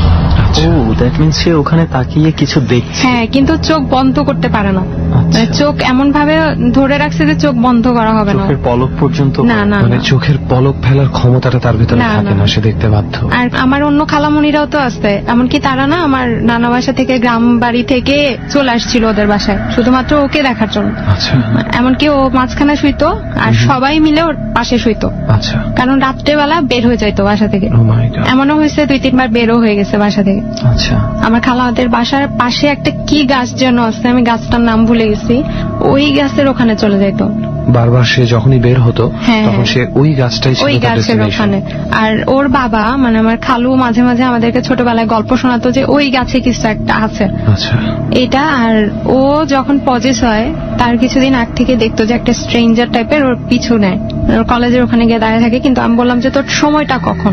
বলতেছে আপু ভর দুপুর বেলা, আমি যখন কলেজ শেষ করি। দিনের বেলা সে দেখতো কেউ তাকে ফলো করছে। হ্যাঁ হ্যাঁ, আর ওর ফ্রেন্ডদেরকেও বলতো যে ওই দেখ ওই লোকটা আমাকে ফলো করে। তো কেউ মানে বুঝতে পারতো না, এমন কেউ কয়েকটা দোকানে বা এখানে ওখানেও জিজ্ঞেস করছে যে এরকম চেহারার কোন লোক কি আসে নাকি এখানে নতুন আসছে নাকি। কারণ গ্রামে ঘটনাটা হচ্ছে এরকম যে সে দেখতো কেউ একজন ফলো করছে, বাট অন্য কেউ তাকে দেখে না।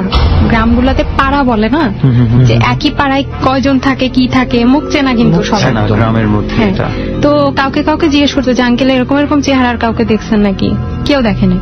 আর ও বলতো মানে লোকটা কেমন যেন একটু মুখ ঝুলে গেছে, কিভাবে কথা বলে, তারপরে হাঁটার ভঙ্গি নাকি কিরকম আমরা যেমন এক পা করে যাই, ওই লোকটা 1 পা পিছে থাকে 1 পা আগায়, আবার ওই পা টেনে নিয়ে আসে আবার 1 পা আগায়, এইভাবে হাঁটে।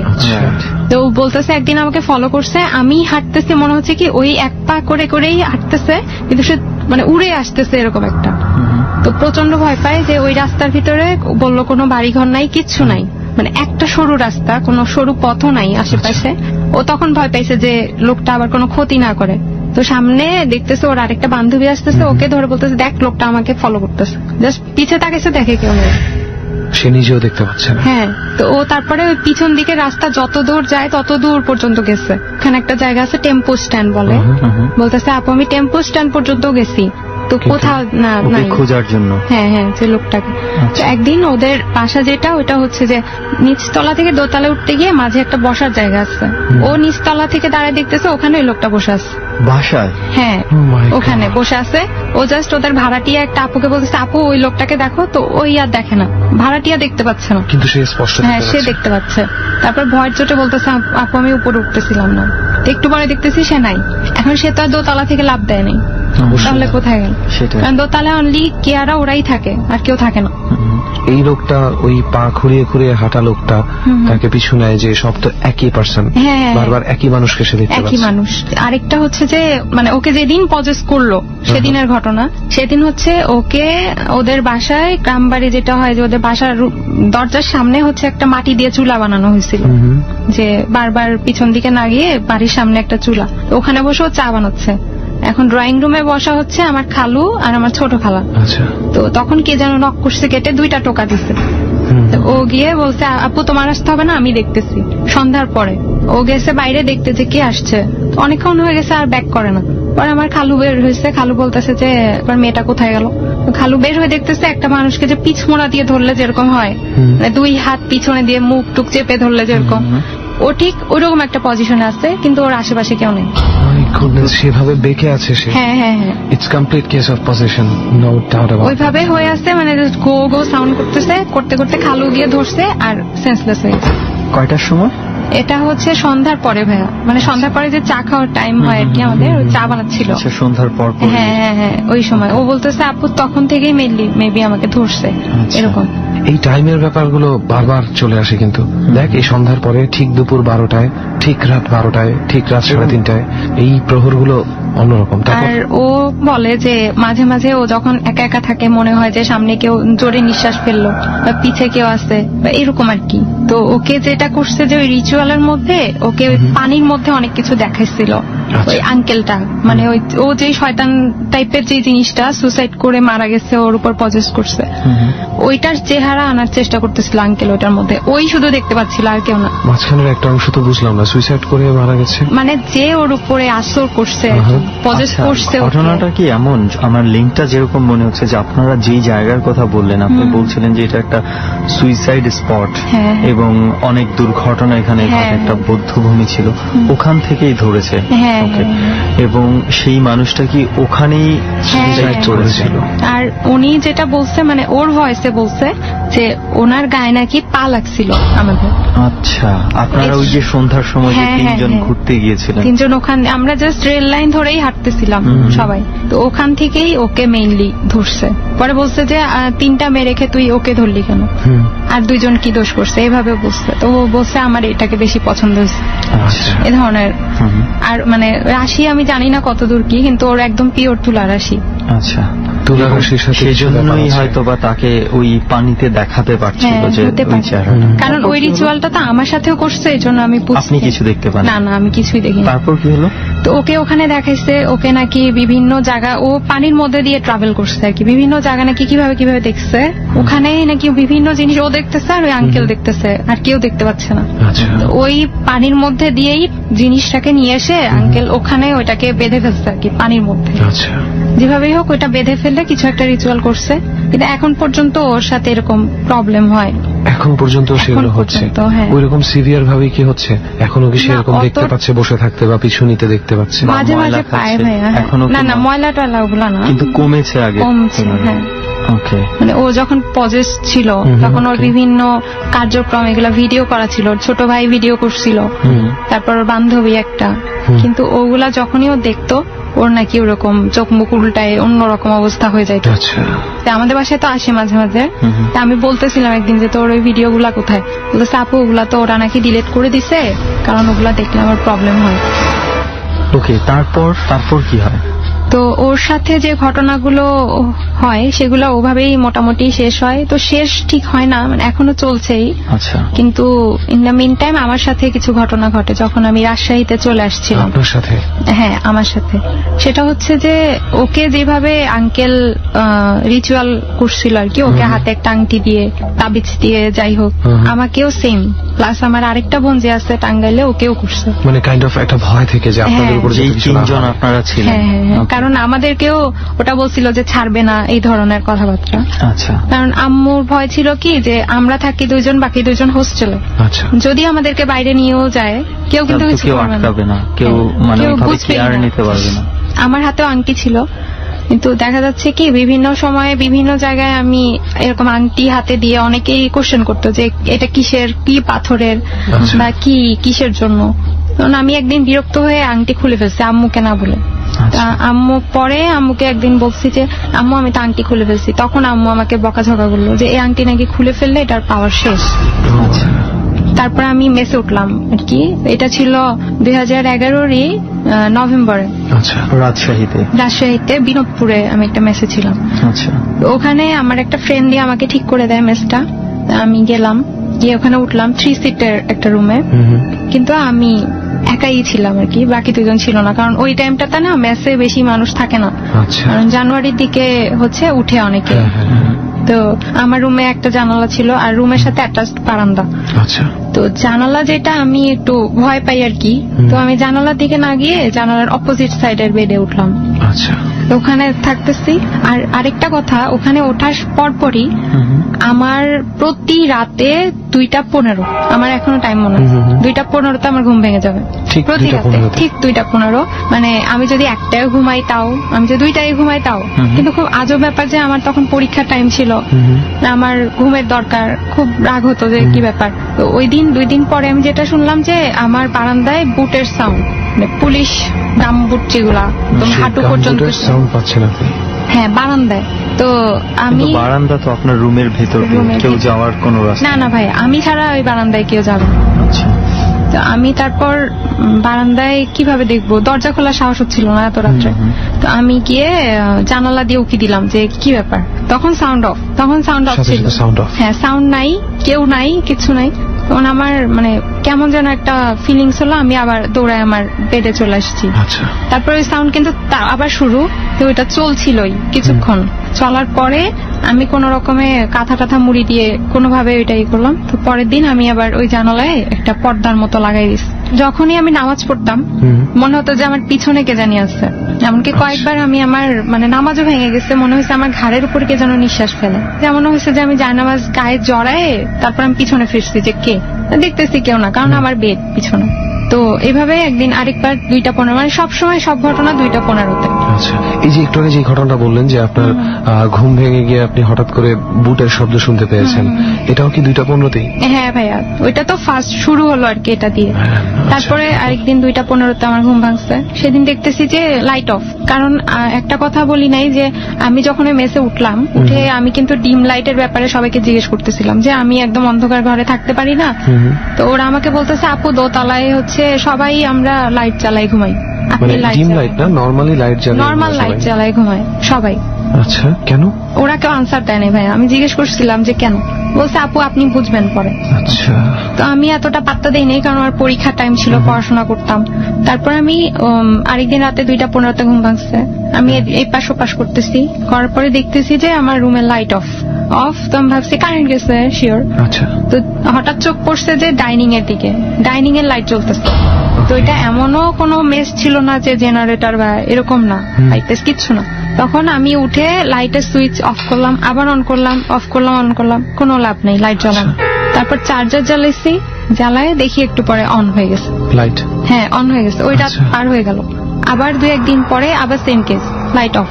তারপরে প্রতিদিন ভাইয়া, মানে আজব ব্যাপার হলো, মানে আমি এখনো বুঝি না যে কেন 2:15-তেই। তো উঠে আমি লাইটের সুইচ চালাইছি, জ্বালায় দেখতেছি না চলে না, অফ করলাম, আবার জ্বালাইলাম, তখন লাইটটা কি করলো মানে একবার অফ হয় একবার অন হয়। অটো? হ্যাঁ অটো, অফ হচ্ছে অন হচ্ছে, অফ হচ্ছে অন হচ্ছে। তখন আমি মানে বসে আছি শুধু, কি বলবো আর, মানে অত রাত্রে চিৎকার চেঁচামেচি, কারণ মেসের মধ্যে যারা ছিল অধিকাংশ আমার জুনিয়র ছিল। আচ্ছা। আমি চিৎকার চেঁচামেচিও করলাম না যে কি না কি মনে করবে। তারপর ওই কিছুক্ষণ জ্বলা নিভা করে এমনি অটো অন হয়ে গেল। আচ্ছা। আর কিছু না। পরের দিন আমি আন্টিকে গিয়ে বলছি যে বাড়িওয়ালি আন্টিকে যে আন্টি এরকম আমার রুমের মেবি লাইটের প্রবলেম হয়েছে বা সুইচের প্রবলেম হয়েছে। আন্টি আসলে টেকনিশিয়ান নিয়ে, উনি সব দেখলো দেখে বলতেছে না কোথাও তো কোনো প্রবলেম নাই, কোনো প্রবলেমই তো নাই, লাইটটাও ঠিক আছে, হোল্ডারও ঠিক আছে, সব ঠিক আছে, সব ঠিক আছে। আর বলতেছে যে না কোনো প্রবলেম নেই, উনি নিজে কতবার জ্বালালো নিভালো লাইট, কোনো কিছু না। আচ্ছা। তো আমি তারপর হতভম্ব হয়ে গেছি যে এটা কি হলো। আন্টি চলে গেছে, তারপরে আবার ওই জুতার সাউন্ড, আবার একদিন শুনতেছি নুপুরের সাউন্ড এই বারান্দা। হ্যাঁ বারান্দার মধ্যে, কিন্তু মানে কি ভাইয়া বারান্দা তো আমার রুমের সাথে, আর রুম কিন্তু মেসের রুম অত বড় হয় না যে আপনি কনফিউজ হয়ে যাবেন যে সাউন্ড কই থেকে আসছে। সাউন্ড কিন্তু বারান্দাতে বোঝা যাচ্ছে একদম ঝুনঝুন টাইপের, মানে অনেক সাউন্ড যেগুলাতে হয় নুপুর গুলাতে এরকম। আর মাঝে মাঝে হচ্ছে কি ধরনের পেরেক পোতার সাউন্ড, কি হাতুড়ি দিয়ে ঠাস ঠাস করে কে যেন আমার ওয়ালের মধ্যে পেরেক ইয়া করে। এটা কি মানে আপনি ঘরের ভেতর থেকে শুনতে পেতেন নাকি এটাও বারান্দায়? বারান্দায়, ওই বারান্দাতেই। আচ্ছা। তো আমি আমার বের হওয়ার সাহস হয়নি কখনোই, কিন্তু মাঝে মাঝে আমি উকি দিয়েছি জানালা দিয়ে, কিছুই দেখি নাই। একদিন রাতে ওই নুপুর আর বুটের সাউন্ড একসাথে, মনে হচ্ছে কেউ বুটও পায়ে দিচ্ছে নুপুরও পায়ে দিচ্ছে, দুটাই একসাথে। যখন স্টেপ নিচ্ছে দুইটার সাউন্ড একসাথে হচ্ছে। তখন আমার মনে আছে আমি সারা রাত বসেছিলাম, ঘুমাই নাই, আমার পরীক্ষা, তারপরে আমি ওই অবস্থা। এবং সারা রাত এই শব্দ হয়েই যাচ্ছে? হ্যাঁ হ্যাঁ। এবং বারান্দায় আপনি কাউকে দেখতেও পাচ্ছেন না? না। আর তখন কি আপনার সেই কৃত্রিম পর্দাটা টেনে দেয়া? ভাই ওটা ফাঁকা করা ছিল একটু। আচ্ছা। কারণ আমি কোনো একটা কারণে বারান্দা দিয়ে হয়তো কিছু ফেলছিলাম বা কিছু, কারণ ওখানে আমার ওই ট্রাশ বক্স রাখা ছিল। আচ্ছা।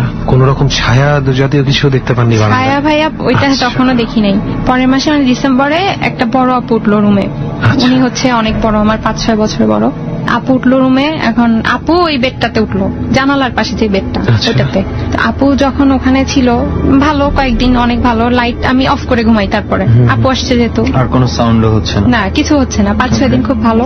তারপরে একদিন হঠাৎ আমি ওই টাইমে ঘুম ভাঙছে, 5-6 দিন ঘুম ভাঙে নাই ওইভাবে। তারপরে আবার সেই 2:15 ঘুম ভেঙে আমি চোখ মেলে দেখতেছি যে অন্ধকারের মধ্যে ভাইয়া কেউ যদি কালো কুচকুচে দাঁড়ায় থাকে, কালোর মধ্যে কালো। আচ্ছা। ওইটা কিন্তু আপনি বুঝতে পারবেন, ঠিক আমার মাথার এখানে দাঁড়ায় আছে। হ্যাঁ রুমের মধ্যে। আমি এত জোরে চিৎকার দিছি, মানে কি বলবো, আমার মনে হচ্ছে যে দম আটকে যাবে এরকম।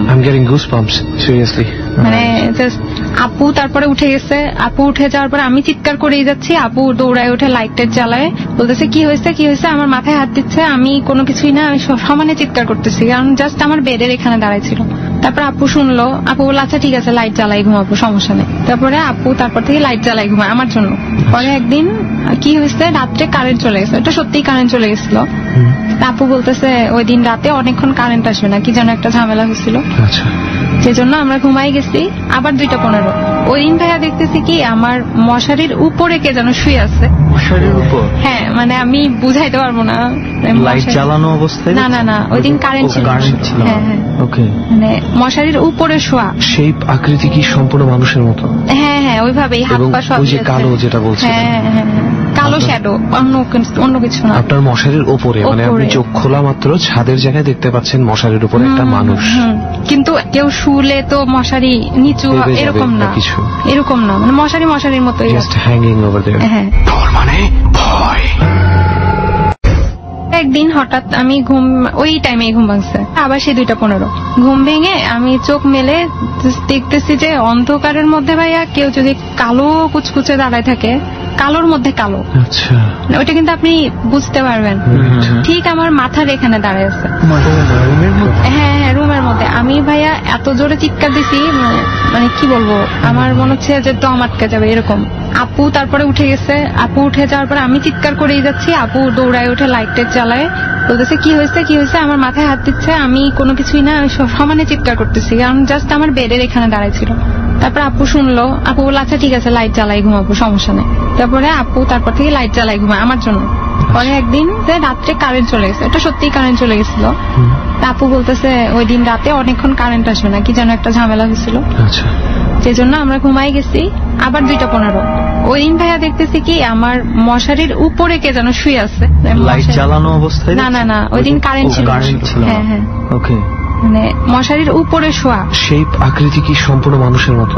হ্যাঁ হ্যাঁ, ওইভাবেই হাত পা সব। ওই যে কালো যেটা বলছেন? হ্যাঁ হ্যাঁ হ্যাঁ, কালো শ্যাডো, অন্য কিছু না। আপনার মশারির উপরে, মানে আপনি চোখ খোলা মাত্র ছাদের জায়গায় দেখতে পাচ্ছেন মশারির উপরে একটা মানুষ।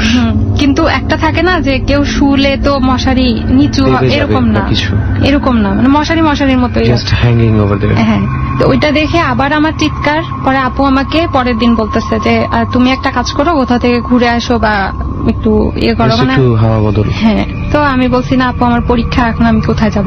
যাই হোক, কিছুদিন পরে আমার ফ্রেন্ড, ও হলে থাকে, অন্য হলে আর কি, ও আমাকে নিতে আসছে। আমাকে বলতেছে যে শোন, আমার রুমে কেউ নাই, সবাই বাসায় গেছে, তুই কয়েকদিন আমার সাথে এসে থাক। আচ্ছা। আমি বলছি ঠিক আছে, আজকে না 2 দিন পরে যাই। ও বলছে আচ্ছা ঠিক আছে, তুই তোর ব্যাগ ট্যাগ রেডি রাখিস, আমি তোকে নিতে আসবো। ওই রাতে আমি শুনতেছি আবার 2:15, কিছুক্ষণ এপাশ ওপাশ করলাম, তারপর শুনতেছি কে যেন কান্নাকাটি করতেছে, মানে একটা বাচ্চা মেয়ে যেরকম খেলনা টালনা না দিলে যেভাবে কান্না করে এইভাবে। এন্ড ভাই আমি ওই দিন না মানে সাহস করে, রুমের ভেতর যেহেতু আপু আসছে, আমি তো আর জানালা দিয়ে উকি দিতে পারতেছি না, আমি না আস্তে করে দরজা খুলছি, বারান্দার দরজা খুলে আস্তে করে তাকাইছি, দেখতেছি আপুর জানালার নিচে একটা পিচ্ছি বসে আছে। ও মাই গড! মানে ভাইয়া মানে ধরাম করে দরজা লাগিয়ে দিচ্ছি, বুকে চিৎকার, আপু আপু। আপু উঠছে, আপু উঠে গেল আমার সাথে, আমি তো কাঁপতেছি সমানে, আপু দেখতেছে কেউ নেই। তখন আবার আমি দেখছি যে একটা পিচ্ছি, মানে জাস্ট এতটুকু দেখছি যে হাফ প্যান্ট পরা, ওখানে বসে মানে চোখ ডলতেছে আর কি, এরকম। আর আমি তারপরে ওই দিনও না, আমার ফ্রেন্ডকে বলছিলাম 2 দিন পরে, আমি 2 দিন পরে না ওই দিনই চলে গেছি ফ্রেন্ডের ওখানে। তো ওই হলে আমি প্রায় 10 দিন মতো ছিলাম আমার ফ্রেন্ডের সাথে। এবং ওই আপুটা ওখানে একা থেকেছে? তারপরে উনি কখনো কোনো কিছু টের পায়নি? আমি জাস্ট 9 দিন না 10 দিন পরে আসলাম, তো হল থেকে আবার মেসে ব্যাক করলাম, এসে দেখতেছি আমার রুমে তালা, আপু নাই। তো আমি আপুকে ফোন দিছি, আপু বলতেছে ও প্রিয়া তুমি আসছো? আমি আসতেছি। আপু পরের দিন চলে আসছে, এসে আপুকে বলতেছে কি ব্যাপার আপু, আপনি এরকম ঠাস করে বাসায় চলে গেলেন, কিছু বললেন না। আপু বলতেছে প্রিয়া তুমি বিলিভ করবা না, আমি ওই পিচ্ছিটাকে দেখছি। আবার? হ্যাঁ, বলতেছে আপু তো রাত জেগে পড়তো, তো রাত জেগে পড়তেছে, তখন আপু নাকি বলতেছে যে হঠাৎ কান্নাকাটির শব্দ। আমি বলতেছি ভাবছি যে কোনো মেয়ে হয়তো কান্নাকাটি করতেছে, কারণ হোস্টেলে এটা কমন ব্যাপার। আপু জানালা খুঁজতে, খুলে তাকাইছে, দেখে জানালার ওখানে এক বাচ্চা একটা মেয়ে মানে জানালা ধরে দাঁড়ায় আছে, আপুর জানালা ধরে। তখন আপু প্রচন্ড ভয় পাইছে এবং আপু পরের দিনই সব টোপলা টাপলি নিয়ে বাসায় চলে গেছে। আমি মানে বুঝতে পারছি না, আমি এরকম হলে তো পরের দিন পারলে তো ওই সময়ে বের হয়ে যাওয়ার কথা। হ্যাঁ, কিন্তু ভাইয়া আপু পরের দিন চলে গেছে। তো আপু আবার ব্যাক করছে, তারপর মানে ওইগুলো হতেই থাকতো, কান্নার সাউন্ড, নুপুরের সাউন্ড, তারপর বুট জুতার সাউন্ড, এরকম। আচ্ছা, আপনারা কি এগুলো হোস্টেলের অন্যান্য মেয়েদের সাথে শেয়ার করেননি? না ভাইয়া, আমি আন্টিকে বলছিলাম ডিরেক্ট, আন্টি এরকম আমাদের একটু প্রবলেম হচ্ছে, এখানে কি কোনো প্রবলেম আছে? আন্টি বলতেছে আরে না না, কিসের প্রবলেম, তোমরা এমনি ভুল দেখছো হেন তেন। পরে আমি না পেরে আম্মুকে বলছি যে আম্মু এরকম আমার সাথে এরকম প্রবলেম হচ্ছে। তখন আম্মু বলতেছে যে ওই বাগানটা কিসের? বললাম যে শালবন না কি যেন বলে, শাল গাছ আর কি, অনেক উঁচু উঁচু গাছ, মানে আমার বারান্দায় না রোদও আসতে পারতো না, এই জন্য এত ঘন। আম্মু তারপর বলতেছে একটু দোয়া দরুদ পরে ইয়ে করো আর হলে চলে আসো যত তাড়াতাড়ি সম্ভব। তো তারপরের মাসে আরেকটা মেয়ে উঠলো আমার রুমে, মানে এখন আপনারা মোট 3 জন হয়ে গেলেন? হ্যাঁ 3 জন। তো তারপরে আর এত প্রবলেম হয় নাই, জাস্ট ওই সাউন্ড গুলা শুনতাম। তো ওই সময় এটাও শুনতে পেত না, থার্ড পার্সন যে ও শুনতো না। আচ্ছা, আমি আর আপু শুনতাম। মানে যখন সাউন্ড হতো, আপুর নাম ছিল জয়া, যে আপু বলতো যে প্রিয়া শুনতেছো এই। তারপরে আপু এমনও হয়েছে যে আমার বেডে এসে বসে আছে ভয়ে। আচ্ছা, তো কোন রকমে পরীক্ষা দিছি, খুবই অবস্থা খারাপ ছিল। তারপর আমি হলে চলে আসলাম আমার রুমে। ওখানে আমি ছিলাম 4 সিটের রুমে আর কি। ওখানে আমি এসে আমার রুমমেটদের সাথে এটা শেয়ার করলাম। তো আমার একটা রুমমেট ওইও পজিটিভ ছিল, ওরও কাহিনী আছে, ও আমাকে কিছু কিছু কাহিনী বলছিল। ও তখন ওগুলো বুঝতে পারছে, বুঝে আমাকে বলতেছে তুই একটু সাবধানে থাকিস, আর মানে চুল টুল খুলে টুলে সন্ধ্যাবেলা বাইরে যাস না, এগুলো বললো। আমি ওই রাতে শুয়েছি, শুয়ে ওই দিন রুমে শুধুমাত্র আমার ওই রুমমেটটা আর আমি। ওই আপুটা নেই? না না, আপু তো মেসে ছিল, আমি তো এখন হোস্টেলে আসছি হলে। তো আমি শুয়ে আসছি, গান শুনতেছি, তখন ঠিক 1:30 বাজে। গান শুনলে কি হয়, চোখ একবার তাকাচ্ছি, একবার বন্ধ করতেছি, এরকম করতে জাস্ট আমার পায়ের সামনে পায়ের কাছে, মানে বেডের পায়ের কাছে আমাদের টেবিল থাকে, টেবিলের পিছনে আমাদের আলমারি টাইপের একটা আছে, তো ওখানে হালকা লাইট পড়ে। আর আপনারা হলের জানালা দেখছেন কিনা, মানে 2 পার্টের, কিন্তু পুরাটা কাঠের। হ্যাঁ, জাস্ট উপরের এক পার্ট হচ্ছে কাঁচ থাকে আর পুরাটা কাঠের থাকে। হ্যাঁ, ওখান দিয়ে লাইট আসে, তো ওইটা পড়তেছে আমার কাবার্ডের উপরে। কারণ আমি একবার তাকাচ্ছি, একবার চোখ বন্ধ করতেছি, হঠাৎ করে দেখতেছি টেবিলের উপরে কে যেন দাঁড়ায় আছে, মানে জাস্ট টেবিলের উপর থেকে তার হাইট হচ্ছে একদম ছাদ আপনার সামনে, আপনার টেবিলের উপরে। আমার মনে আছে আমি কয়েক সেকেন্ড তার দিকে তাকাই আছি যে আসলে কি ভুল দেখতেছি, কারণ ওখানে কিন্তু লাইট পড়তেছিল। একটা মেয়ে তো আর আমার জানালার উপরে উঠবে, অত লম্বা তো হবে না কখনো যে তার ছায়া পড়বে। এখন ওখানে দাঁড়ায় আছে, জাস্ট আমি ওই দিন তার চোখ দেখতে পাইছি, চোখগুলো একদম টকটকে লাল, মানে শুধু লাল চোখ, এটা আমি বুঝতে পারছি। বাকি রুমমেটরা কি তখনও রুমেই ছিল? না, আমার একটা রুমমেট ছিল, বাকি 2 জন বাসায় গেছে। হ্যাঁ হ্যাঁ হ্যাঁ, ও তো ঘুম। তারপরে আমি কিছুক্ষণ একদম স্টান, আমি নড়াচড়া নাই, কোনো কথা নাই, কিছু নাই, বোবা হয়ে তারপর দিছি চিৎকার জোরে। তখন আমার রুমমেট উঠে আসছে দৌড়ায়, যে কি হলো, তখন ওইটা নাই। আর আমি ওই দিনও বোবা হয়ে গেছিলাম, আমি কিছু বলতে পারতেছি না যে ওইখানে কি এটা। তো ও সারা রাত আমাকে পানি টানি খাওয়াইছে, করছে, সারা রাত জাগা ও আরাম। এরকম একটা ঘটনা ছিল, মানে চোখের সামনে দেখা। ওই জিনিসটা দাঁড়িয়েছিল যে সেটার সাথে কি আপনি কোনো মিল পাচ্ছেন সেই যে আপনি মেসে যেই কালো শরীরটা দেখেছিলেন? কালো শ্যাডো, হ্যাঁ, ওইটা ওইরকমই। This time you saw those eyes. হ্যাঁ, চোখগুলো একদম লাল হয়ে থাকে, যখন চোখের মণিগুলো বোঝা যায়, কিন্তু লাল সাদা অংশটা। এই আরেকদিন হচ্ছে আমি রাত্রে পিকনিক করে আসছি, এসে মানে কেন যেন ক্ষুধা লেগে গেছে, আমি ভাবতেছি যে কিছু খাই, রান্না করতে গেছি। তো আমাদের হলের সিস্টেম কেমন, আমি যেই হলে থাকি ওটা হচ্ছে সব রুম, তারপরে হচ্ছে কিচেন, তারপরে বাথরুম, এরকম। তো কেউ যদি কিচেনে যায়, আমি আমার বেসিনের সামনে দাঁড়ায় তাকে দেখতে পাবো, কেউ বের হলেও দেখতে পাবো। এখন আমি তখন 12:30 বাজে রাত, আমি হচ্ছে কিচেনে ভাত বসাই দিয়ে আসছি, বেসিনে মুখ ধুবো, তখন দেখতেছি যে একদম একটা কেমন একটা লাল টাইপের ড্রেস, মানে ক্যাটকেটা লাল আমরা যেটা বলি, একদম ম্যাক্সি টাইপের বলে, এই ধরনের একটা ড্রেস পরে একটা মেয়ে ঢুকলো কিচেনে। তো চুলগুলো অনেক বড় বড়, জাস্ট হাঁটু ক্রস করে চলে গেছে। তো আমি ভাবতেছি আমার ব্লকে তো এরকম কোনো মেয়ে থাকার কথা না। তারপর আমি কোনো রকমের মুখটা ধুয়ে, জাস্ট আমার কয়েক সেকেন্ড লাগছে ধুয়ে, আমি কিচেনে গেছি দেখতে যে কে এই মেয়ে, মানে এত বড় চুল, কে দেখতেছি কেউ নেই। হ্যাঁ, জাস্ট বের হলেও তো আমার দেখার কথা, কারণ ওই দিক দিয়েই তো যেতে হবে। হ্যাঁ, আমি রুমে আসছি, এসে আমার 2 রুমমেটের কাছে বলতেছি কি ব্যাপার, এরকম কোনো মেয়ে কি আসছে আমাদের ব্লকে বা কারো গেস্ট এরকম? বলতেছে না তো, এরকম তো জানি না, এত বড় চুল টুল। তো ওরা আবার আমাকে নিয়ে হাসাহাসি করতেছে যে রাজশাহীতে থাকলে কি আবার মানুষের চুল থাকে মাথায়, সব তো পড়ে যায়, এরকম বলতেছে। তখন ওরা ফার্স্টে ফান করছে, তারপর ওরা বুঝতে পারছে যে না আমি সিরিয়াস, কারণ ওরা আমার চোখ মুখ দেখে ভাবতেছে আমি নিশ্চয়ই ভয় পেয়েছি। ওই দিনের ঘটনা এটাই। এরকম কিছু কিছু ঘটনা ঘটতো আমার সাথে। একদিন হচ্ছে আমি জাস্ট কি করছি, আমাদের ওখানে তো ওয়াইফাই রাউটারটা আছে। আচ্ছা। তো আমার স্যার আমাকে 10টার পরে ফোন দিচ্ছে একদিন যে আপনি একটু, আপনাকে মেইল দেওয়া হয়েছে, আপনি চেক করে আমাকে আনসার দিবেন। তো কোনো কারণে আমার তখন নেট ব্যালেন্স নাই, আমার এখন ওয়াইফাই লাগবে। তো আমি ঘুরতেছি আর কি ল্যাপটপ নিয়ে এখানে ওখানে, পাচ্ছি না কানেকশন। আমি ছিলাম 4 তলায়, তো আমাদের সিঁড়িঘর যেটা ওইটা অন্ধকার থাকে একদম। আমার খেয়াল নাই আসলে আমি কখন সিঁড়িঘরে উঠে গেছি নেটওয়ার্ক খুঁজতে খুঁজতে। তো ওখানে গিয়ে আমি বসছি, ওয়ালের সাথে হেলান দিয়ে বসছি আর কি, বসে তখন দেখতেছি ওখানে আসতেছে, মানে আশ্চর্য ব্যাপার হচ্ছে কি ওখানে একদম ফুল নেটওয়ার্ক। তো আমি ওখানে ঢুকে মেইল চেক করতেছি, তো কে যেন মানে খামচি দিলে যেরকম হয় না ভাইয়া, মানে পিঠ থেকে আমার একদম ঘাড় থেকে কোমর পর্যন্ত কে যেন খামচি দিয়ে একদম করে দিল, মানে চরম আমার অসহ্য যন্ত্রণা লাগছে যখন, যে কি ব্যাপার আমার পিঠে কি হলো, যন্ত্রণাটা ফিল। হ্যাঁ, মনে হচ্ছে কে যেন নখ দিয়ে একদম আঁচড় দিয়ে আমার কোমর পর্যন্ত নামাই দিল নখ, কিন্তু আমি কিন্তু ওয়ালের সাথে পিঠ দিয়ে বসে আছি। আমি দৌড়ায় ল্যাপটপ নিয়ে কোন রকমে আসছি, রুমে এসে দেখতেছি সব রুমমেট ঘুম, কাউকে আর উঠাইও নাই, কিছু করি নাই, চুপচাপ ঘাপটি দিয়ে শুয়ে পড়ছি। পরের দিন সকালে আমি আমার রুমমেটকে বলতেছি দেখ তোমার পিঠে কি হয়েছে, তো বলতেছে যে ছি ছি ছি, এত বড় নখ রাখে নাকি মানুষ, এত বড় খামচি দিছিস নিজের পিঠে নিজে। তখন আমি বলছি কি রকম, ও আবার ছবি তুলে আমাকে দেখাইলো যে এরকম, মানে 3টা নখ আর কি, 3টা নখ একদম এইভাবে করে আঁচড়তে আমার। ইফ ইউ ডোন্ট মাইন্ড, মানে পিঠ থেকে শুরু করে কোমর পর্যন্তই? পিঠ মানে ঘাড় থেকে ভাইয়া, আচ্ছা, ঘাড়ের এখান থেকে শুরু করে একদম কোমর পর্যন্ত, মানে কোথাও আঁকা বাঁকা না, একদম সোজা সরল রেখা। আচ্ছা, আপনি তখন যেই জামাটা পরেছিলেন সেটাও তো ছিঁড়ে যাওয়ার কথা। সেটা একদম কিছুই হয় নাই, জাস্ট উনি ফিল করতে পারছিল শুধু পেইনটা। হ্যাঁ, পেইন ফিল করে আমি ইন্টারনালি ডান। তো ওই দিন আমি অনেক ভয় পেয়েছি, আমার রুমমেটকে বললাম যে এখন মাকে বলতেই হবে। তো মাকে বললাম, মা আবার বললো যে এখন বাসায় যদি তুমি না আসো তাহলে আমি কিভাবে কি করবো, তুমি তো হোস্টেলে আসছো, কোন রকম একটু সাবধানে থাকো।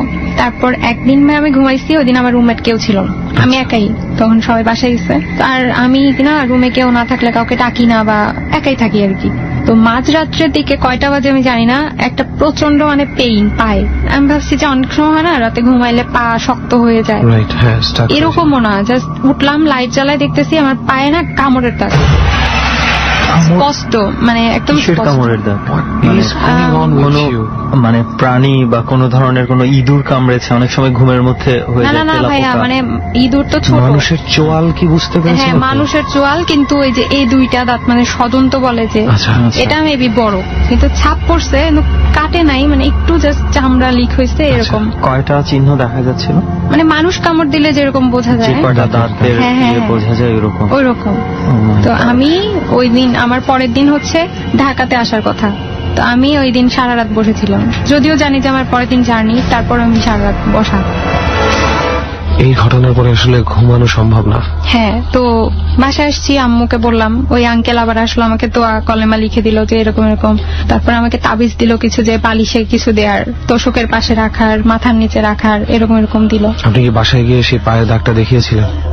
এটা ভাইয়া আম্মুকে দেখাই নাই ভয়ে, কারণ ওই যে আমি আংটি খুলে ফেলছিলাম তো, ওইটার জন্য। কি জানে আপনার এই ঘটনাটার কথা? আম্মু কামড় দেওয়ার ঘটনাটা? কামড়টা জানে না, আর সবই জানে আম্মু। মানে আমার এই 2টা ঘটনা, বিশেষ করে এইটা, মানে কামড় দেওয়ার ঘটনাটা তো মারাত্মক ভয়ঙ্কর মনে হচ্ছে। মানে আজ পর্যন্ত ডরে আমি আচরের অনেক ঘটনা পেয়েছি, এভাবে না কামড় দেওয়ার। কামড়টা না ভাইয়া কোথায়, মানে কি আমাদের হাঁটুর নিচে আর কি, মানে হাঁটুর নিচে, মানে হাড়ের এখানটা না, পিছন সাইডে পায়ের মাসলে কামড় দেওয়ার। আর তো নর্মালি তো আমরা সালোয়ার পরি তো অনেক নিচে, এখন এমনও না যে আমার সালোয়ারের মধ্যে গিয়ে কিছু একটা কামড়াইছে, আর মানুষের চোয়াল। তুই কি খেয়াল করছিস ব্যাপারটা? আগেও কিন্তু আমি জামা নিয়ে প্রশ্নটা করেছি, জামা এখন ইয়ে থাকে না, জিনিসটা যেটাই হোক, sorry to say, but it seems like it's working from inside you, আপনার ভেতর থেকে কাজ করছে। জি ভাইয়া, তো আমি যাই হোক বাসায় আসলাম, ওই আঙ্কেল আবার আমাকে ঝাড় ফুঁক যা করার করলো, দোয়া কলেমা পড়ে দিল। আমি হচ্ছে বিড়াল পালি আর কি, আমার শখ। আচ্ছা, তো আমার বিড়াল নিয়েই আমি ঘুমাই, রাতেও আমার কাছে ঘুমায়। তো ডিম লাইট চালানো আমার রুমে, আমি একাই, দরজা লাগানো, জানালা লাগানো। তারপরে ওকে নিয়ে ঘুমায় আসছি, ঘুমায় থাকার পরে, এটা কিন্তু এই বছরের কাহিনী ভাইয়া, এই বছরের। আর এর আগে ওই যে উনি যে আমাকে তোয়া লিখে টিখে দিচ্ছে, ওগুলো আমি ঠিকঠাক মতো রাখছি রুমের মধ্যে। আর ওই রুমটা আমি চেঞ্জ করছি আর কি, আমি এখন 2 সিটের রুমে থাকি। তো আমার সাথে কয়দিন আর কিছু হয় নাই, প্রায় 1.5 বছর এরকম।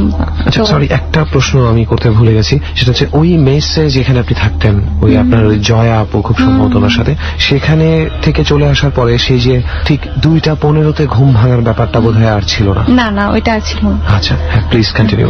আরেকটা বিষয় কি ভাই, আমি ভুলে গেছি, মানে ওই মেসে আমার একটা ফ্রেন্ড ছিল, মানে আমার খুবই ক্লোজ ফ্রেন্ড, ওর সেম প্রবলেম হয়েছে ওখানেও, কিন্তু ওকে পজেস করে ফেলছিল।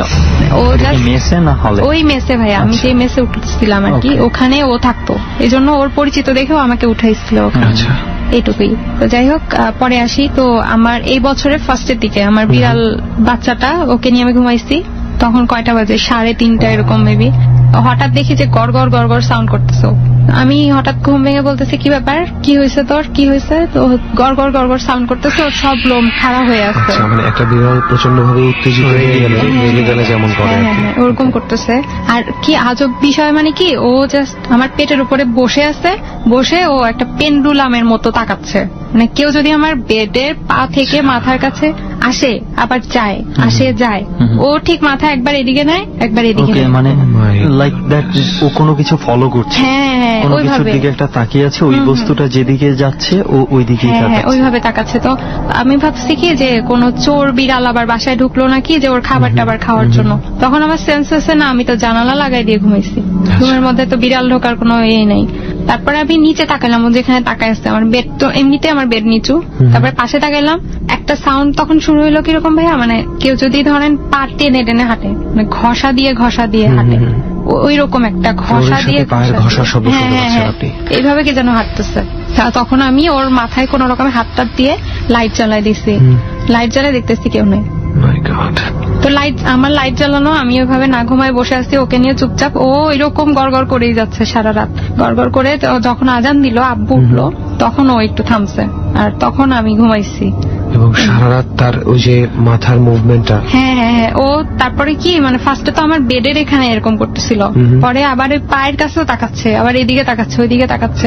ঠিক ওকে মনে হচ্ছে কেউ, কিন্তু ও কিন্তু কখনো আমাদের দিকেও এইভাবে ফলো করে না। এবং সবচেয়ে বড় কথা, এইসব মানে প্রাণীগুলা মানে কিছু বুঝতে পারে যেটা আমরা বুঝতে পারি না। ওরা অনেক কিছু ফিল করতে পারে। তো হয়তোবা কিছু একটা ওটা ফিল করেছে কি, আমার তো তার অ্যাটিটিউডে মনে হচ্ছে সে দেখতেই পাচ্ছিল। রাইট। আর ওই সাউন্ডটা যখন আমি শুনছি, তখন আমি ভয় পেয়েছি, যে পা ঘষে ঘষে হাঁটার একটা সাউন্ড। আর আমার ভাইকে আমি পরে বললাম যে ও তো জোর তো এরকম করছে রাতে।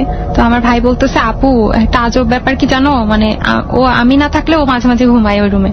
বলতেছে যে আপু মানে কি, আমি রাত্রে অনেকবার আমার ঘুম ভেঙে দেখছি ওখানে হলুদ রঙের আগুন টাইপের কি যেন ঘোরাঘুরি করে রুমের মধ্যে। আপনি যে রুমে থাকেন? হ্যাঁ ওই রুমে। আমার ভাই দেখছে কয়েকদিন, বলতেছে আমি কয়েকদিন হচ্ছে ভয় পাইছি যে আগুন টাইপের কি যেন একটা ঘোরাঘুরি করতেছে রুমের মধ্যে, উজ্জ্বল হলুদ রঙের কিছু একটা। তো ওইটা আম্মুকেও বলছে যে আম্মু এরকম মেবি এখানে কোনো প্রবলেম আছে। এটা হচ্ছে আপনার মানে বাড়িতে ঢাকায়? হ্যাঁ বাসায় আমার রুমে। ওকে। এটা আপনি কি এখনো সেই রুমেই থাকেন? হ্যাঁ আনফরচুনেটলি ওখানেই থাকি, কিছু করার নেই, তো আর পাল্টানো যাবে না। আর রিসেন্ট একটা ঘটনা, এই রোজা গেল যে সেকেন্ড রোজার দিন, এদিন কিছুদিন আমার রুমমেট আপু প্রায় 6-7 মাস আমার সাথে থাকে না, উনি বাসায় গেছে, এরকম ওনার বিয়ে হয়েছে, আমি একাই থাকি। আচ্ছা।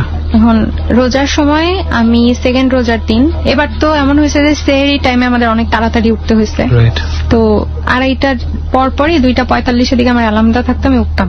আমি কয়েকদিন ধরে দেখতেছিলাম, যে খেয়াল করতেছিলাম আমার লাইট কিন্তু অফ থাকে জানালা, কিন্তু একটা হয় এমন একটা পচা গন্ধ 2টার পর, ঠিক 2টার পর। ওই ঘটনাটা হয়েছিল 2:15, এটা 2টার পর। হয় এমন পচা গন্ধ, মানে যেটার আমি কোনো দিতে পারবো না, ব্যাখ্যা দিতে পারবো না যেটা কিসের গন্ধ, যে ময়লা আবর্জনা তাও না, কিসের জন্য একটা পচা গন্ধ, এমন পচা গন্ধ যে আমি নিঃশ্বাস নিতে পারি না, এরকম আমার ইনহেলার নিতে হইতো, দম আটকে যে এরকম। অথবা এমন একটা স্মেল যেটা মানে ফুলের গন্ধ না কিসের, মানে সুন্দর একটা গন্ধ, এরকম 4-5 দিন এরকম হওয়ার পর এক রাতে আমি ওই দিন 1টা পর্যন্ত স্টাডি করে তারপর আমি শুয়েছি। আমি ভাবছি যে 1-1.5 ঘন্টার জন্য আর কি ঘুমাবো, শুয়ে গান শুনতেছি। এখন হঠাৎ মনে হলো ওই রকম একটা স্মেল আসলো, খুব সুন্দর একটা স্মেল।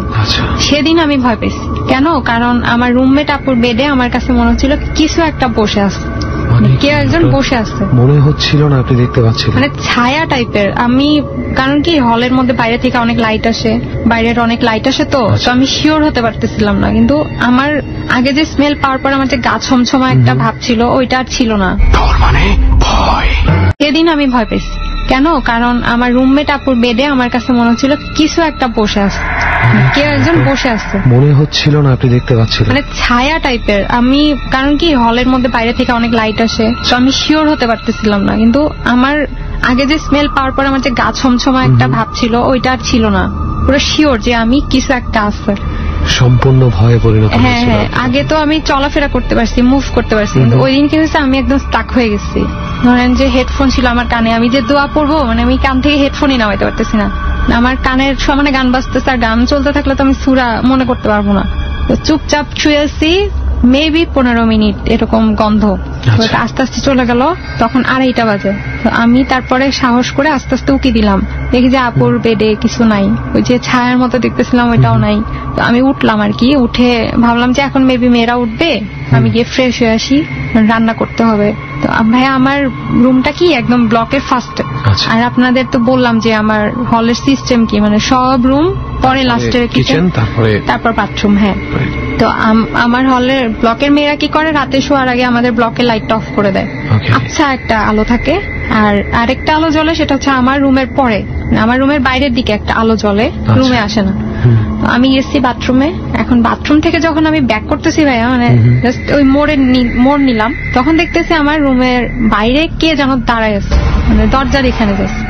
কিন্তু আমি দূর থেকে দেখতে পাচ্ছি যে সেটা একটা শ্যাডো মতো না, মানে কালো একদম, কিন্তু মনে হচ্ছে, আমি আকৃতিটা বোঝাইতে পারবো না, কিন্তু ঘাড় আর কি, ঘাড়টা অনেক চওড়া। নর্মালি মেয়েদের ঘাড় কিন্তু এত চওড়া হয় না এরকম। আর পা দুইটা মানে কি ফাঁকা করে দাঁড়াচ্ছে, অনেক ফাঁকা করে পা ফাঁকা করে দাঁড়াচ্ছে। তো ভাবলাম যে পাগল টাগল নাকি, মানে নিজের মনে হাসতেছি যে এইভাবে আবার কেউ দাঁড়ায়। আমি আস্তে আস্তে এটা ক্লোজ হচ্ছি আর দেখতেছি কেমন যেন ছটফট করতেছে, এরকম করতেছে। তখন আরেকটা চিন্তা আসছে যে নিশ্চয়ই আমি রুম খুলে বাইরে বের হয়েছি, আমার ফোন টোন নিশ্চয়ই কেউ চুরি করতে আসছে। তো যতটা আমি কাছে যাচ্ছি বুঝতেছি আপসা কিন্তু কালো একদম, সে কি গায়ে দিয়েছে, যে কি ড্রেস পরে আছে বোঝা যাচ্ছে না কিছু। ওই যে পা ফাঁকা করে দাঁড়াচ্ছে আর অনেক চওড়া, অনেক শর্ট, কোমরের সমান হবে এরকম শর্ট আর কি। পরে সে কি করলো, আমি যখন তার থেকে অনলি 10 হাত মনে হয় দূরে, আমি জিজ্ঞেস করবো যে এই আপনি কে। তখন ওইটা কি করলো, আমার রুম থেকে বের হয়ে বাম দিকে হচ্ছে সিঁড়ি, আমি তো বলছি ভাই আমি 4 তলায় থাকি, সিঁড়ি আর হচ্ছে একদম সোজা একটা ব্লক চলে গেল, একদম নাক বরাবর, আর ডান দিকে একটা ব্লক। আপনি কোন দিকে? আমি আসতেছি মাঝে, আমার বাম দিকে হচ্ছে সিঁড়ি, সামনে ব্লক, ডান দিকে ব্লক। আচ্ছা, এখানে তো আমি 10 হাত দূরে যখন ওইটা কি করলো, মানে কি লাফাইতে বলা যায় আর কি, 2 পা ফাঁকা করে এইভাবে 2-1 পা দিয়ে সিঁড়ি দিয়ে লাফ দিল। যেটা আমি হচ্ছে বলছিলাম, সিঁড়ি দিয়ে লাফ দিল। আমি তখন দৌড় দিয়ে গিয়ে সিঁড়িতে উকি দিচ্ছি যে কি। তো এখন সিঁড়ির আমার রেলিং এর সাইজ হবে এতটুকু, এখান থেকে মানুষ ঢোকার তো কোন প্রশ্নে ওঠে না। আর সিঁড়ি দিয়ে সে নামলে তো আমি তাকে দেখবো যে সে সিঁড়ি দিয়ে নামতেছে। তারপর আমি সিঁড়ি ঘরেও গেছি, উপরে গেল কিনা, ডানে বামে কোথাও নাই, কিছু নেই। আমি দেখলাম এই রেলিং দিয়ে 2 পা দিয়ে লাফাইতে সে সিঁড়ি দিয়ে লাফ দিল আর কি। এটা তার কোনো অস্তিত্ব নেই না। তারপর আমি তখন ভয় পেয়েছি, কি ব্যাপার। রুমে এসে আমি দেখতেছি আমার ফোন টোন সবকিছু ঠিক আছে। তখন যখন ভয়টা আমার ঢুকলো, আমি দরজা লাগাই দিয়ে কোন রকমের চুপ। তখন শুনতেছি আমার 2টা জানালা রুমে, একটা হচ্ছে ব্লকের এখানে আর একটা হচ্ছে 4 তলা, মানে বাইরের সাইডে। ওখানে তো ভাইয়া কেউ টোকা দিতে পারবে না, ওখানে কে যেন টোকা দিচ্ছে, মানে 2টা করে টোকা, একটু পর আবার 2টা করে টোকা, আবার একটু পর 2টা করে টোকা, মানে 3টা পর্যন্ত আমার এই চলছে। চলে আমি ওদিন রোজাও রাখি নাই, বেরি হয়নি আমি রুম থেকে। তারপর থেকে আমার জ্বর, অসম্ভব জ্বর। আমি আম্মুকে বলছিলাম পরে যে আম্মু আমার প্রচন্ড জ্বর, আমি রোজা রাখতে পারবো না। প্রায় আমার 7-8টা রোজা এরকম মিস হয়ে গেছে এটার জন্য। অলরাইট, সো সুমাইয়া, যে ঘটনাগুলো আপনার সাথে ঘটেছে আমরা হয় ফিল করেছি। ওনার ঘটনা যখন শুনছিলাম, একটা বিষয় আমার মাথার মধ্যে সবসময় কাজ করছিল, একটা ওয়ার্ড। যখন ওনার কাজিনকে পজেস্ট করেছিল তখন কিন্তু বলেছিল যে ওই 2 জনকেও ছাড়া হবে না। সুমাইয়ার পেছনে একটার পর একটা ঘটনা যেভাবে ঘটে যাচ্ছে, সো আমার মনে হয় কেন যেন ওই ঘটনাটা কোনো কিছু একটা ওদেরকে এখনো নজরে রেখেছে, লেগে আছে। একটা প্রশ্ন একটু করি, যে আপনার আরো একটা কাজিন ছিল হয়তো আপনার সাথে, টাঙ্গাইলে যে থাকে বলছিলেন, ওনার সাথে কি কোনো ধরনের কোনো কিছু ঘটেছে?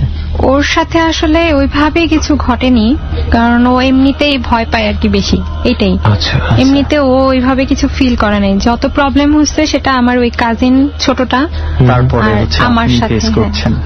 আপনার সাথে লাস্টের দিকে যে ঘটনাগুলো আপনি বললেন, এই 1 মাস আগের ঘটনা, সেই সময় তো মনে হয় আপনার হাতে সেই আংটি ছিল না?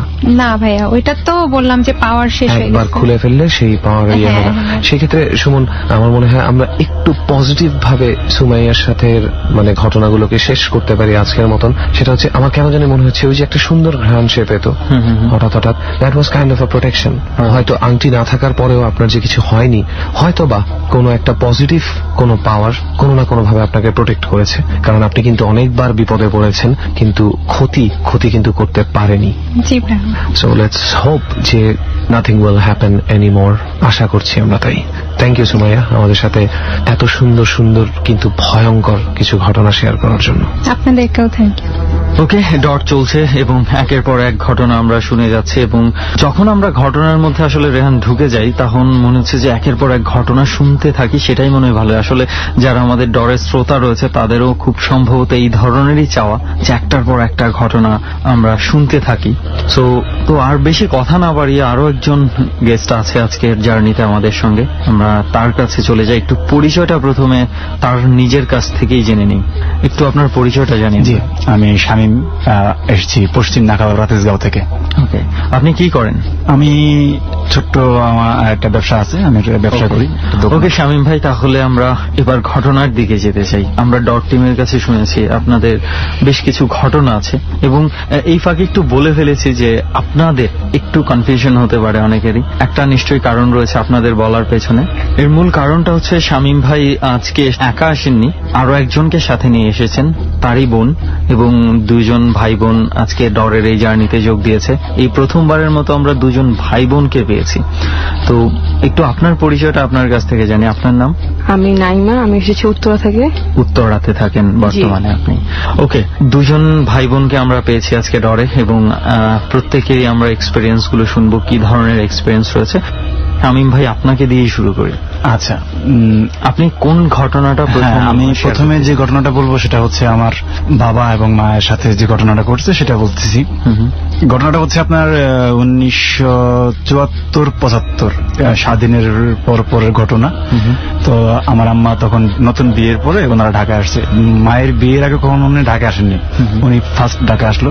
তখন আমরা থাকতাম হচ্ছে গিয়ে কাজীপাড়া মাতাব্বরের পুকুর পাড়। তো মাতাব্বরের পুকুর পাড়েরই কোন একটা বাড়িতে তখন ওনারা থাকতে। আমার আব্বা উনি যে কাজটা করতেন ওনাকে বেশিরভাগ সময় বাইরে থাকতে হইতো। তো উনি তেজকুনি পাড়ায় আসবেন। তো এখন তো আসলে এই যে বাস টাস এগুলো অ্যাভেলেবেল পাওয়া যায়, তখন কিন্তু এরকম এত বাস টাস ছিল না। 70-এর দশকে অনেক এই যেমন হ্যাঁ, ওই যে মিরপুর থেকে আপনার ফার্মগেট 18 রাস্তাটা পর্যন্ত কিন্তু ইটের সোলিং ছিল, এরকম একটা। তো ওনার একটা সাইকেল ছিল, উনি সাইকেল দিয়ে প্রতিদিন বাসা থেকে কর্মস্থলে যাতায়াত করতেন। তো রাত্রে 8:30টার দিকে যখন উনি বাসা থেকে কর্মস্থলে যাচ্ছেন, আমাদের বাসা থেকে বের হইলে জাস্ট 2-3 মিনিট হাঁটলে শাখা রোড যেটাকে বলে ওই রোডটা আর কি। তো বাড়ি থেকে ওই পর্যন্ত যখন উনি গেছেন, একটা বাঁশঝাড় ছিল, ডান পাশে বাঁশঝাড়, আর বাঁ পাশে আরেকটা ছোটা বাড়ি। মানে ছোটা বাড়ি বলতে একতলার একটা বাড়ি, পরিত্যক্ত, কেউ থাকে না, অনেক আগে করা হয়েছিল, হয়তো স্বাধীনের আগে কেউ থাকতো, এখন কেউ থাকে না। তো এই গুলির মুখে দাঁড়ায় বলতেছে যে আমেনা তুমি একটু দাঁড়াও, আমার মায়ের নাম ছিল আমেনা, তুমি একটু দাঁড়াও, আমি কিছু একটা রাখে আসছি। প্রয়োজনীয় জিনিস। হ্যাঁ, আমার বাবা বলছে আপনার মাকে যে কিছু ফেলে এসে, হ্যাঁ, কাগজ টাগজ বা টাকা পয়সা যাই হোক কিছু একটা ফেলে আসছে। বলতেছে একটু দাঁড়াও, সাইকেলটা ধরে আমি আসতেছি।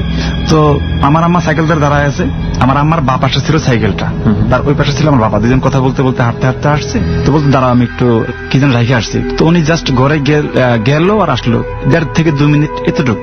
আয়সা দেখতেছে সাইকেলটা পড়ে আছে, আমার মা ওখানে নেই। আশেপাশে ডাক দিল, খুঁজছিল, আমিনা বলে একবার ডাক দিল, ঘরে গেল। তো ঘরে যা দেখলো যে নাই। তো যেখান দিয়ে ঘরে যাওয়ার কথা গেলে কিন্তু আমার আব্বার সামনে দিয়ে যাবে। আর আমার আব্বা এটাও জানে যে ঢাকা শহরে তো নতুন, কিছু চিনেও না, আন্তাজে কোথেকে কোথায় যাবে। তো ওনার মনে আবার একটু সন্দেহ হলো যে আমার আম্মার সাথে তো জিন আছে, সম্ভবত আম্মার সাথে জিন আছে। হ্যাঁ, এটা আমার আব্বা জানে, আগে থেকেই জানে। এটা এর আগে কয়েকবার বিভিন্ন কারণে আমরা বুঝতে পারছি। তো আমার আব্বা বলতেছে যে যেহেতু রাত্রে প্রায় 9:30 বাজে, সম্ভবত ওই দিক কিছু একটা হবে। তো দৌড়ায় ঘরে গেল। ঘরে বলতেছে যে আমার কাকা ছিল, দি কাকা, ওনারও ছোট ছোট ছিল তখন, ছোট ছোট বলতে ইয়াং বয়সের ছিল। একজনের নাম হচ্ছে মোহাম্মদ আলী, আর একজনের নাম হচ্ছে শাকুর। তো ওনাদেরকে বলতেছে যে এই তোর ভাবিকে তো পাচ্ছি না, একটু বেরোতে ঘর থেকে। তো সবাই তাড়াহুড়ো করে বের হলো। তো বের হয়ে খুব দ্রুতই 3টে টিমে ভাগ হয়ে গেল, বিভিন্ন জায়গায় চলে গেল। তো আমার চাচা আর আমার বড় ফুপা ওনারা খুঁজতে খুঁজতে খুঁজতে খুঁজতে, এটা আগারগা মোড়, এখন যেটা চৌরাস্তা মোড়, তখন তারা 2 রাস্তা ছিল। তো এই আগারগা মোড়ের মধ্যে এখানে আইসা একটু যখন সামনে আগাইলো, দেখলো যে 4-5 জন মানুষ এক জায়গায় দলবদ্ধ ভাবে কি যেন দেখতেছে। তো দেখলো যে আমার আম্মা ওখান থেকে এখানে চলে, হ্যাঁ, ওখান থেকে এখানে আসছে, এবং উনি একটা গাছের সাথে ঢেলান দিয়ে বসে আছে। ওইখানে ঘটনা হয়েছে কি, বাসায় একটা চায়ের দোকান টোকান ছিল। তো ওইখানে থেকে এক লোক এসে এখানে প্রস্রাব করতে বসছে, তারপর দেখে সামনে এক মহিলা পড়া। তো ওইখানে উনি আবার যায় বলতেছে এই দেখতে এখানে একটা মহিলা আজ দেখি কোথেকে আসলো, কেউ আসলো, নতুন নতুন বউ লাগতেছে, লাল জামা কাপড় গায়ে, কানে স্বর্ণকণা আছে। তো যখন জিজ্ঞেস করতে গেছে, যতই প্রশ্ন করতেছে আমার আম্মাকে কোনো অ্যান্সার দিচ্ছে না, চুপ করে বসে আছে। আমার আম্মা কিন্তু সেন্স আছে, কিন্তু আমার আম্মা কথা হচ্ছে আমি এখানে কিভাবে আসলাম, আর নিজেও বলতে পারতেছে না। আর এত মানুষজনের সামনে আমার আম্মা একটু লজ্জায় পেতেছে, কারণ গ্রাম দেশের মহিলা, নতুন বিয়ে ঢাকায় আসছে। তাছাড়া উনি তো জানেও না যে কোথায় আছে, মানে কিভাবে আসলে কিছুই জানে না। তাই ওই যে একটা দলবদ্ধ ভাবে দেখছে আমার ফুফা, ওর কাছে আগে দেখতেছে আমার আম্মা, এই তো আমাদের ভাবি, এনাকে আমার খুঁজতেছি এই সে। তো বড় বলতেছে ঠিক আছে। পিছন দিক দিয়ে আমার আব্বা আবার সাইকেল দিয়ে এসে হাজির, উনিও খুঁজতেছে সাইকেল দিয়ে। তো তিনজন, আমার কাকা, আমার ফুফা, আমার আব্বা, তিনজন ওনাকে ধরে জাস্ট বাড়িতে নিয়ে আসলো। এইটা আর কি পর্যন্ত বাড়িতে আসার পরে পরে ফুটো দিয়ে ঘটনাটা, প্রথম যেটা আপনার আম্মার সাথে যে ঘটনাটা ঘটেছে, এবং আপনি বলেছেন যে আপনার আম্মা জিন ধরেছে, তো এটা কি মানে বিয়ের আগে থেকেই ওনার বিয়ের সপ্তাহখানিকের মাথা থেকে এই ঘটনাটা প্রথম আমরা টের পাই যে ওনার সাথে জিন আছে। এটা আমার আব্বা টের পাইছে, মুরব্বী যারা ছিল এরা টের পাইছে আর কি। আচ্ছা আচ্ছা, ওকে। এরপরে আর কোন ধরনের কোন ঘটনা, কোন এক্সপিরিয়েন্স আপনি? এরপরে যেটা শেয়ার করবো সেটা হচ্ছে ঢাকার কচুক্ষেতের কোন একটা মহিলা মাদ্রাসার ঘটনা। এটা আমার ছোট বোনের কাছ থেকে শোনা। এখানে একটা নাম না বললেই না, তবে নামটা আমি একটা সদ্য নাম ব্যবহার করতেছি। ধরে নেন নামটা কুলসুমা। তো কুলসুমা আগে হিন্দু ছিল, পরবর্তীতে ও মেয়েটা মুসলমান হয়েছে। মেয়েটা দেখতেও খুব সুন্দর ছিল। যেদিন মুসলমান হয়েছে ওই দিন আবার একটা মুসলমান জিন ওকে পজেস্ট করছে। পজেস্ট করছে বলতে ওই জিনটা খুব ভালো ছিল, ওকে পছন্দ করতো, বাট কোনো ক্ষতি করতো না, সবসময় সাথে সাথে থাকতো বা কাছাকাছি আশাপাশে থাকতো। কত বছর আগের ঘটনা এটা? 3-4 বছর আগের ঘটনা। কোনো ক্ষতি টতি করতো না, এমনি সাথে সাথে থাকতো। তো একদিনের উপর ভর করছে। ভর করলে হয় কি, সাধারণত চুপ করে বসে থাকে। মহিলা মাদ্রাসাগুলোর সিস্টেম হচ্ছে 30-40টা মেয়ে একসাথে বসে বসে পড়তেছে, ওখানে আবার 2জন হুজুর থাকে। মহিলাদেরও হুজুর আছে, ছোট হুজুর বড় হুজুর থাকে। তো দুই পাশে 2জন হুজুর বড় থাকে, মাঝখানে মেয়েরা পড়াশোনা করে। ওর সাথে যখন জিনটা আসতো তখন চুপ করে বসে থাকতো, মানে এক ধ্যানে কোথাও তাকায় আছে, দূরে কোথাও তাকায় আছে, কি যেন ভাবতেছে, উদাস মন, এরকম একটা ভাব থাকতো। তো একদিন ছোট হুজুর যে ছিল, মহিলা হুজুর, পরে ওই ছোট হুজুর খুব খেপে গেছে। এই তুই প্রতিদিন সন্ধ্যার পরে তাকায় থাকিস, কিসে তোর সাথে জিন, ফাজলামি করিস, পড়াশোনা বাদ দেশ বা পড়াশোনা করতে চাস না, এরকম কথা বলা খুব মারছে। হুজুরের ধারণা হচ্ছে এই ভান করতেছে। প্রথম দিন ও মার খাইছে, কিছু বললে নাই। কিন্তু ফর্সা মানুষ ছিল তো, প্রত্যেকটা বাড়ি কিন্তু এরকম শরীরের ভিতরে লাল লাল দাগ হয়ে গেছে। মার খাওয়ার পরে কিছুক্ষণ সেন্স ছিল, তারপর আবার পড়তেছে। পরের দিন সন্ধ্যার পরে সেম ঘটনা, আবার ও তাকায় আছে উদাস মনে, অন্যদিকে দূর কোথাও তাকা থাকে, কি যেন ভাবতেছে এরকম। তো হুজুর দ্বিতীয় দিনও ওরে মারলো। প্রতিদিন এরকম একটা ভান ধরিস কেন, এই পড়ার সময় পড়িস না, এরকম ভান ধরিস, তাকায় থাকিস, পড়া ফাঁকি দিস। তখন ওই মেয়েটা মানে কুলসুমা উত্তর দিচ্ছে যে আমি যে ওর সাথে আসি বা আমি যে আসি এখানে, এটাকে তুই বিশ্বাস করিস না? কে তুই? বলতেছে কি করলে বিশ্বাস করবি যে আমি এখানে আসি? বলতে আসলে কি তুই জিন এখানে আসিস? বলতেছে হ্যাঁ আমি এখানে আসি। বলতেছে যে কিছু একটা করে দেখা। বলতেছে কি করলে বিশ্বাস করবি? তোর দেখো তুই একটা কর। এখানে যে কুলসুমা ভান ধরতেছে না আমি সেটা যেন বুঝতে পারি। এটা ছিল একটা মানে একটা রুমের মতো, বড় একটা রুম, 30-35 জন ছাত্রী পড়াশোনা করতো, দুই পাশে হুজুর থাকতো, 4টা বাথরুম ছিল ঘরের মধ্যে। বলতেছে এই বাথরুম গুলোতে যেন কেউ না থাকে, সবগুলো বাথরুম আমাকে ফাঁকা করে দেয় 2 মিনিটের জন্য। তো 4টা দরজা মানে জাস্ট হাতের ইশারায় ও 4টা দরজা একসাথে খুলে ফেলছে। তার কিছুক্ষণের ভিতরে আবার এবারটা মানে এইভাবে ইশারা করলো, 4টা দরজার সাথে লেগে গেল, মানে হাতের ইশারায় খুলে ফেললো এবং লাগাই দিল। দূর থেকেই সেই, হ্যাঁ দূর থেকে হাতের ইশারা জাস্ট খুলে ফেললো, লাগাই দিল। আচ্ছা, এটা দেখার পরে ছোট হুজুর মোটামুটি একটু বিশ্বাস করতে শুরু করলো যে এখনই ওর সাথে জিনটা আছে, নাহলে ওর দ্বারা তো সম্ভব না হাতের ইশারা 4টা দরজার সাথে খুলে একসাথে লাগানো। বলতেছে তুই আমাকে 2 দিন পিটাইছিস, এর খেসারত কিন্তু তোকে দিতে হবে, আজকে আমি চলে যাচ্ছি।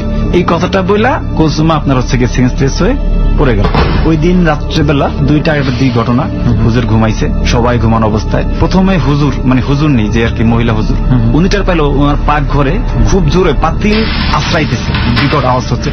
প্রথমে উনি শুনছে আওয়াজটা, বাকিরা সবাই ঘুমাইতেছে, কেউ কিন্তু শুনতেছে না, সবাই যাদের দিব্যি ঘুমাইতেছে, হুজুরই কিন্তু শুনছে আওয়াজগুলো।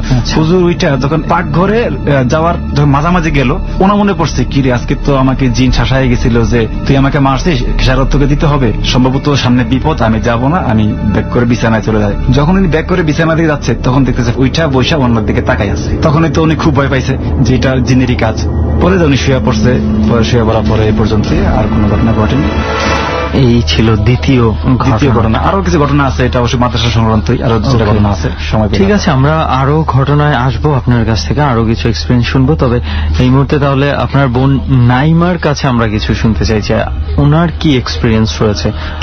আপনার এক্সপিরিয়েন্স গুলো কি আপনার নিজের সাথেই ঘটেছে নাকি? আমার নিজের সাথেই। ওকে, তাহলে আমরা একটু শুরু থেকে আমার ঘটনাটা হচ্ছে 2013 সালের জানুয়ারিতে। আচ্ছা, তখন আমার শাশুড়ি অসুস্থ ছিল, উনি হসপিটালে ভর্তি ছিল। তো ওনাকে হসপিটালে নেওয়া হয় হচ্ছে জানুয়ারি 6 তারিখে, উনি মারা যান হচ্ছে জানুয়ারির 17 তারিখে। তো উনি 3 দিন ছিলেন সিসিউতে, আর এরপর বাকি কয়েকদিন ছিল উনি আইসিউতে। আচ্ছা। তো ওনাকে যেদিন হসপিটালে ভর্তি করে ওই দিন ছিল 6 তারিখ রাত 11টা, ওর পর দিন ওনাকে নেওয়া হয় সিসিউতে। তো সিসিউতে 3 দিন থাকার পরে যখন আইসিইউতে নেওয়া হয়, ওই দিন বিকেলে আমার শ্বশুর বাড়ির সবাই, আমরা সবাই হসপিটালে ছিলাম, আইসিইউর সামনে দাঁড়ানো, তখন একজন মুরব্বী লোক মারা যায় আইসিইউর ভিতরে। উনি ছিলেন আমার শাশুড়ির যে বেডে ভর্তি ছিল পাশের বেডের। উনি অনেকদিন ভর্তি ছিল, তারপর মারা যায়। তো ওনার লাশটা যখন বের করা হচ্ছে তখন আমরা সবাই দাঁড়ানো আইসিইউর সামনে। তো ওনার লাশটা যখন বের করে আইসিইউর সামনে থেকে যখন লিফটের সামনে নেওয়া হচ্ছে, তখন আমরা সবাই তাকিয়েছিলাম লাশটার দিকে। লাশটা ছিল হচ্ছে একটা শুকনো লম্বা মুরব্বী। আচ্ছা। আমি তো ফার্স্ট বুঝিনি মুরব্বী, বয়স্ক একজন মানুষের। হ্যাঁ, ফার্স্ট তাকিয়েছিলাম যে দেখলাম। তো হঠাৎ করে রাস্তা দেখার পর আমার একটু কৌতূহল জাগে, যেহেতু হসপিটালে কয়েকদিন ছিলাম কিন্তু অন্য কোনো লাশের প্রতি আমার কোনো ইয়ে ছিল না, অনেক লাশই দেখছি, বাট এই লাশটা হচ্ছে যে মনে হচ্ছিল যে আমাকে একটু আকর্ষণ।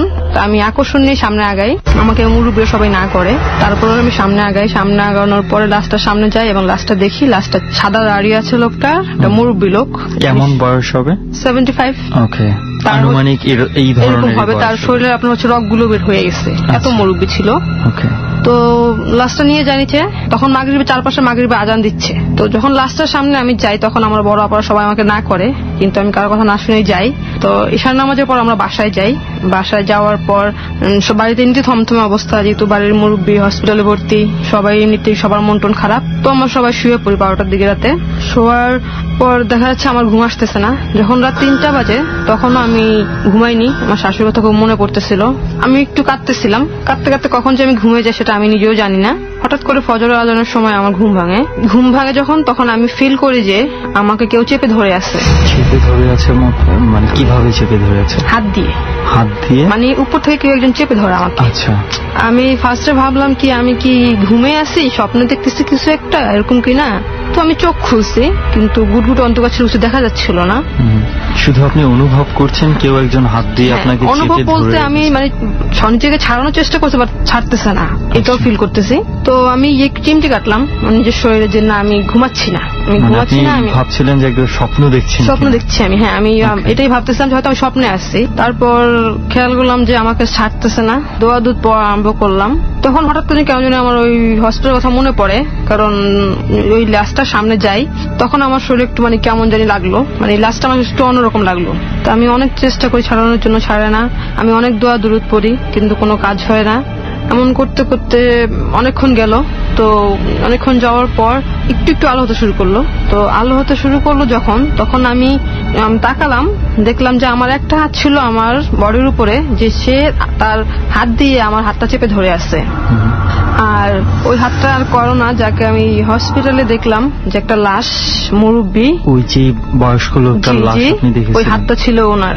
কারণ ওনাকে যখন আইসিইউর সামনে নেওয়া হয়, যে কোনো ভাবে ওনার শরীর থেকে উনি চাদরটা সরে যায়, তখন আমি দেখতে পাই যে শুকনা ছিল এবং লম্বা ছিল, উনি অনেক মুরব্বী ছিল।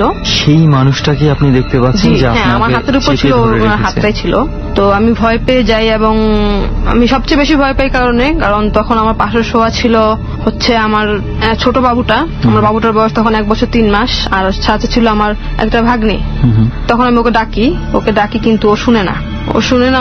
অনেকবার ডাকলাম কিন্তু ও শুনলো না। আমার ভিতরে ভয়টা লাগলো যে আমার বাবুটাকে কোনো ক্ষতি করে। আমি দোয়া দুরুদ পড়তে থাকি, আস্তে আস্তে আলো বাড়তে থাকে। তখন আমি পুরোপুরি শিওর হই যে হ্যাঁ, আমাকে যে চেপে ধরা ওই হসপিটালের মুরব্বীটাই। যখন আলো পুরোপুরি বেড়ে যায়, তো আমাকে ছেড়ে দেয়, তখন ফিল করলাম যে আমি নড়াচড়া করতে পারছি। এবং আমি মাথা ঘুরে দেখলাম তখন 6টা বাজে। তখন তো জানুয়ারি মাস ছিল, প্রচন্ড শীত ছিল, কনকনে শীত। আমি এর ভেতরে ফিল করলাম যে আমি যে কম্বলটা জড়ানো, আমার কম্বলটা প্রায় অনেকটাই ভিজে গেছে, মানে আমি ঘামাচ্ছি। এরপরে ঘটনা আমি আর কাউকে বলিনি, কারণ এমনিতে বাড়িতে একটু ছিল। আমার স্বামী তখন শুয়েছিলাম আমার শাশুড়ির রুমে, যেহেতু আমার শাশুড়ি হসপিটালে ভর্তি ছিল, তাই জন্য আমি আর আমার রুমে ঘুমাইনি, আমার ছোট বাচ্চা, এই জন্য ঘুমাইনি। শাশুড়ি হসপিটালে যাওয়ার কিছুদিন আগে উনি স্ট্রোক করলো, অসুস্থ খুব বেশি ছিল। তাই আমি বললাম যে আম্মা কি হয়েছে? তো উনি আমাকে দেখাইলো ওনার হাতটাতে একটা আঁচড় ছিল। আচ্ছা। ওনার হাতটাতে একটা আঁচড় ছিল, আঁচড়টা কোনো মানুষের ছিল না। আমাকে বললো যে দেখো তোমার এটা কিসের দাগ? তো আমি বললাম যে আম্মা এটা তো কোনো মানুষের আঁচড় মনে হয় না। মারা যাওয়ার আগে উনি দেখতেন যে ওই রুমটাতেই উনি দেখতেন যে কেউ আসতেছে আপনার শাশুড়ি দেখতে পেতেন? হ্যাঁ, কেউ আসতেছে, বলতো যে ওই যে কে যায়। আর উনি হসপিটালে ভর্তি হওয়ার 2 দিন আগেও যখন যেদিন উনি স্ট্রোক করে ওই দিন আমরা যখন ওনাকে খাটে শোয়াই তখন আমরা দেখতে পাই ওনার শরীরে আরো 2টা আঁচড়, যেটা হচ্ছে কোনো মানুষের না, জানোয়ারের আঁচড়ের মতো, মানে কয়েকটা নখ একসাথে, খুব মানে রক্ত লেগে আছে। কিন্তু আমার ঘটনাটা হচ্ছে এটার সাথে রিলেটেড না, কারণ আমার বিয়ের পর থেকে আমি ওনার সাথে ঘুমাতাম, কখনো আমি এগুলো দেখিনি। বাট আমি যখন হসপিটালে গেলাম, হসপিটালে যাওয়ার পর থেকে আমার সাথে এটা ঘটে।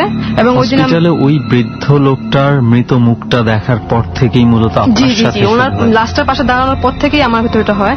তো ওই দিন যেদিন রাতে যখন এটা হয় আমার কাছে মনে হচ্ছিল আমি আর বাঁচবো না, তখন আমি ভাবছিলাম বোধহয় আমি বোধহয় শেষ।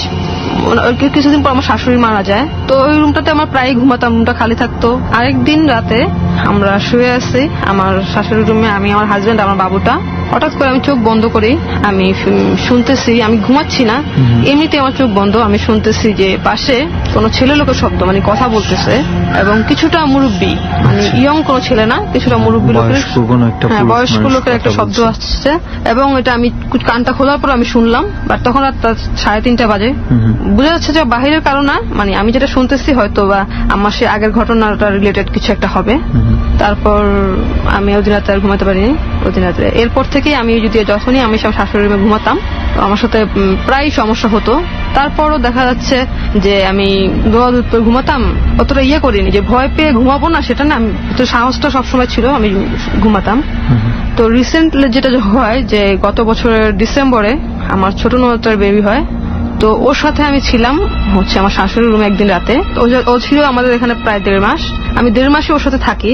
কিন্তু একদিন রাতে হঠাৎ করে আমার আমি রাতে ঘুমাই না 3টার আগে, সবসময়তেই আমার সমস্যাটা ছিল। তো ও ঘুমিয়ে গেছে, ওর বাবুটা মাঝখানে, আমি হচ্ছে আমার এই সাইডে। হঠাৎ করে আমি দেখি আমি যে ঘুরেছিলাম, আমি যখন ঘুরতে নেই আমার পিছনে একটা বাবু। তো মানে ঘুরতে নেন মানে আপনি যখন পাশ ফিরতে যান? হ্যাঁ, পাশ ফিরতে চাই আমি, তখন মনে হচ্ছে যে আপনার পিঠের নিচে একটা বাবু, আচ্ছা ছোট একটা বাবু, বোঝা যাচ্ছে যেটা মানে ছোট বাচ্চা। তো আমি ধরি এবং দেখি ওটা নরম, যে একটা বাচ্চার মতোই। তো আমি এর ভিতরে আমার ননদকে আবার ডাকতেছি যে এই তোমার বাবু তো আমার পিছনে নিচে, ওকে নাও। ওনার বাচ্চার বয়স কত ছিল তখন? 1 মাস হয়নি। 1 মাস হয়নি, দ্যাট মিনস ওটা ওই বাচ্চাটা হওয়া খুবই স্বাভাবিক একটা বিষয়। হ্যাঁ, যে গড়ি আসতেই পারে। তো ওকে আমি ডাকতেছি যে তোমার বাবুটা নাও। যখন আমি বেশি ভয় পাই, যখন ওর দিকে তাকাই তখন দেখি ওর বাবুটা ওর কাছেই আছে, এটা আরেকটা ছোট বাচ্চা। মানে আপনি ঠিক যেই মুহূর্তে আপনার পিঠের নিচে একটা বাবু অস্তিত্ব টের পাচ্ছেন, ঠিক ওই মুহূর্তে সেই বাবু আপনি দেখতে পাচ্ছেন আপনার ননদের সাথেই, মার সাথেই আছে। বাট আমার পিছনে নিচে সেও আরেকটা বাবু। আমি হাত দেই, আমি কিছুটা দেখতেও পাই একটু মানে কালো টাইপের, ছোট বাচ্চা। পর আমি অনেক দোয়া দুধ পড়তে থাকি। তো সবচেয়ে ভয়ঙ্কর ব্যাপার হচ্ছে যে এই বাবুটাও আমাকে মারার চেষ্টা করে। আমি যখন দোয়া দুধ পান করে কোনো কথাই বলতে পারতেছি না, আমার সাথে একটু অন্যরকম হচ্ছে যে আমি ডাকতেছি শুনতেছি না, আমি উঠতে পারতেছি না। এরকম করতে করতে প্রায় 2-3 ঘন্টা এইভাবেই যায়। আমি দেখা যাচ্ছে একবার সরে গেছে, আমি চোখ বন্ধ করলাম, আবার আসছে, মানে এই বাসের একটু পর পর আসতেছে। এমন করার পর আজান দেয়। তা আমি সারা রাত ধরেই আপনি এটা টের পাচ্ছেন? 5টা তো আজান দেয়, 3টা থেকে 5টা, 2 ঘন্টা কন্টিনিউ, যে আমি চোখ বন্ধ করছি দেখি আবার আসতেছে। তো আমি উঠি, কিছুক্ষণ দোয়া দুধ পড়ার পর ছাড়ে, আবার এরকম করতেছে। কিছুক্ষণ দোয়া দুধ পড়ার পর আপনি দেখতে পাচ্ছেন যে নাই, তারপর আবার যখন চোখ লাগতে যাচ্ছে তখনই আবার আমার চোখ বন্ধ করছি, মনে হচ্ছে যে আমাকে মারতে আসছে। এমন করতে করতে এক অবস্থায় মানে ফজর আজান দেয়, আলো হয়। আমি আর আমার ননদকে বলি না এটা, কারণ ওর ছোট বাবু ভয় পেয়ে যাবে। আমি আমার বাসায় একটা ভাগিনা থাকে, ওর সাথে শেয়ার করি। পরে হচ্ছে ও একজন হুজুর নিয়ে আসে, তারপর আমাকে হুজুর এসে তাবিজ দিয়ে যায়। তাবিজটা আমি আমার বালিশে রাখি। এরপর থেকে যতদিন ছিলাম আর কিছু হয়নি। এরপর থেকে হয়নি। আপনার সেই শাশুড়ির রুমটাতে এরপরে আর কিছু হয়নি? না, এরপরে কিছু হয়নি। মাই গড, মানে আমি জাস্ট চিন্তা করতেছি যে যেই ছোট বাচ্চাদেরকে এত আদর করার থাকে, সেই বাচ্চাদেরকে নিয়ে যখন এই ধরনের ভয়ের পরিস্থিতি তৈরি হয়ে যায়, বিষয়টা কিরকম ভয়ঙ্কর হতে পারে। এবং আবার বাচ্চাটা আমাকে মারতেও চাচ্ছে। মারতে চাচ্ছিল কিভাবে? মানে বাচ্চাটা কিভাবে বুঝলেন যে বাচ্চাটা আপনাকে মারতে যাচ্ছে? মানে সে আমাকে মনে হচ্ছে ধরে ফেলছে, কিন্তু আমি বুঝতে পারছি যে আমি তার কাছ থেকে বাঁচার চেষ্টা করতেছি। সে আমাকে ধরে আসছে, আমি তার কাছ থেকে বাঁচার চেষ্টা করতেছি, বাট সে আমাকে ছাড়তেছে না। আর আমার এই এই কথাগুলো আমি এখন আজ পর্যন্ত কারোর সাথে শেয়ার করেছি, মানে পুরোপুরি ভাবে না, এতটুকু আজকে এই ডরেই প্রথমবারের মতো আপনি ডিটেইলস এর আগে সবার সাথে শেয়ার করেছি অল্প অল্প ভাবে, যাতে আপনি একটু আগে যেটা বলছিলেন রাইট, যে বাসায় যদি এই ঘটনাটা আপনি এইভাবে শেয়ার করেন হয়তো যারা আছে সবাই ভয় পেয়ে যেতে পারে। হ্যাঁ, সবাই ভয় পেয়ে যেতে পারে, এই জন্য আপনি বিষয়টা শেয়ার করেন। আর আমাদের বাসায় হচ্ছে মানুষ খুব কম থাকে, আমরা 4-5 জন। ভালো একটা সিদ্ধান্ত যে সবার মাঝে যদি ভয় ঢুকে যায় তাহলে তো এই বাসাতে বাস করা খুব কষ্ট হয়ে যাবে। এবং দেখা যাচ্ছে যখন আমি আমার বাবার বাসাতে আসি তখন আমার ছোট একা থাকতেছে, 2টা বাবু নিয়ে ঘরে একা। আপনার কাছে তো এই ঘটনাটা শুনলাম এবং নিঃসন্দেহে মানে খুব ভয়ঙ্কর একটা অভিজ্ঞতা, এবং কারো এই ধরনের এক্সপিরিয়েন্স না হোক সেটাই আমরা দোয়া করি। তো এবার একটু আমরা শামীম ভাইয়ের কাছে আবার যাই, যে আপনার আরো একটা ঘটনা বাকি আছে, একটু আগে আপনি বলছিলেন, তো এই ঘটনাটা একটু শুনে নেই আমরা। এই ঘটনাটা কি ছিল সুমন ভাই? এখন যে ঘটনাটা শেয়ার করবো সেটা হচ্ছে আমাদের বাসায় ঘটা একটা ঘটনা। এটা আপনার হচ্ছে 2011-12 এই সময় 3-4 বছর আগের একটা ঘটনা। তখন আমার মামা কোন একটা পরিবহনে কাউন্টার ম্যান হিসেবে জব করতো। আচ্ছা। তো উনি একদিন টিউশনি শেষ করে 11:30-12টার দিকে বাসায় ফিরে উনি ব্যাগ ট্যাগ গুছাইয়া খাওয়া দাওয়া করে শুয়ে আছে। তো আমি আমার ছোট ভাই ওরাও শোয়া, আমরা পাশে একটা বেডের মধ্যে শোয়া। আমার মামা নিচে বিছনা করে, যেহেতু গরমের দিন আমাদের সাথে না শুয়ে উনি আবার নিচে একটা বিছনা করে ফ্যানের নিচে শুয়েছে। তো দরজাটা পুরোটা খুলে দেওয়া, আমাদের সামনে দোতলায় সামনে কেচি গেট ছিল। তো কেচি গেটটা জাস্ট মানে এরকম দক্ষিণমুখী দরজাটা ছিল। তো মানে এটা খোলার কারণ হচ্ছে বাতাস আসবে গরমের দিন। আমার মামা যেটা বললো 2:30-3টার দিকে কেউ একজন ঘরে ঢুকছে। যখন ঘরে ঢুকছে তখন ও এতটা বুঝতে পারেনি। আমার মামার আমার সেম বয়সী, এক বয়স। ও দেখলো যে কেউ একজন হঠাৎ করে ঘরে ঢুকেই বুকে উঠাই ওর গলা চেপে ধরছে। ও যে কিছু একটা বলবে বা কারো ডাক দিবে, এই তুমি কে কোথেকে আসছো, কে তুমি, গিরতে বন্ধ কিভাবে ঢুকলা, মানে কিছু বলার সুযোগ পায়নি।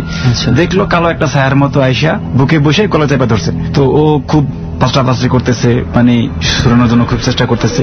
করতে করতে করতে করতে এট এ টাইম মানে ওই রুম থেকে আমার আম্মা অথবা আব্বা কেউ একজন বাতিটা জ্বালাইছে, মানে আমাদের পাশের ঘরে ছিল। তো ওই পাশের ঘর থেকে এই পাশের ঘর মানে লাইট জ্বালাইলে হালকা একটু আলোর মতো আসে আর কি। যখন একটু আলোর মতো ছায়া পড়ছে ও চলে গেল। যখন চলে গেছে আপনার হচ্ছে গিয়ে মানে দরজা তো খোলাই ছিল, কেচি গেটটা যখন ও এই পাশ থেকে ও পাশ ভেদ করে চলে গেল, এই কালো ছায়াটা এত বিকট একটা শব্দ হয়েছে, মানে হ্যাঁ কেচি গেটটা এত জোরে একটা বাড়ি খাইছে, মানে খুব শক্তিশালী একজন লোক যদি কেচি গেটটা জোরে একটা বাড়ি মারে ঠিক সেম একটা বাড়ি আওয়াজ হয়েছে। এবং এটা শুধু আমরা না, মানে নিচতলা থেকে 4তলা পর্যন্ত প্রায় এই 7টা-8টা ফ্যামিলি সবাই শুনছে এবং সবার ঘুম ভেঙে গেছে। এবং এই আওয়াজ পেয়ে, হ্যাঁ এই আওয়াজটা শোনার পরে কিছুক্ষণ পরেই তো ফজরের সময়, আমার নানা ছিল একজন, উনি এখনো আছেন, 3তলা থাকতো ওনারা। তো উনি আইসা আমার আব্বাকে বলতেছে, এই তোমাদের বাসায় রাত্রে কি হয়েছিল, এত জোরে আওয়াজটা হলো কেন, মানে আমাদের বাড়িওয়ালা যে ছিল আর কি উনি। তো এত আওয়াজ হলো, বলতেছে যে না ওইটা আমার ছেলেরা একটু ফান করছিল, যে কোনো কারণে বাড়ি খাইছিল।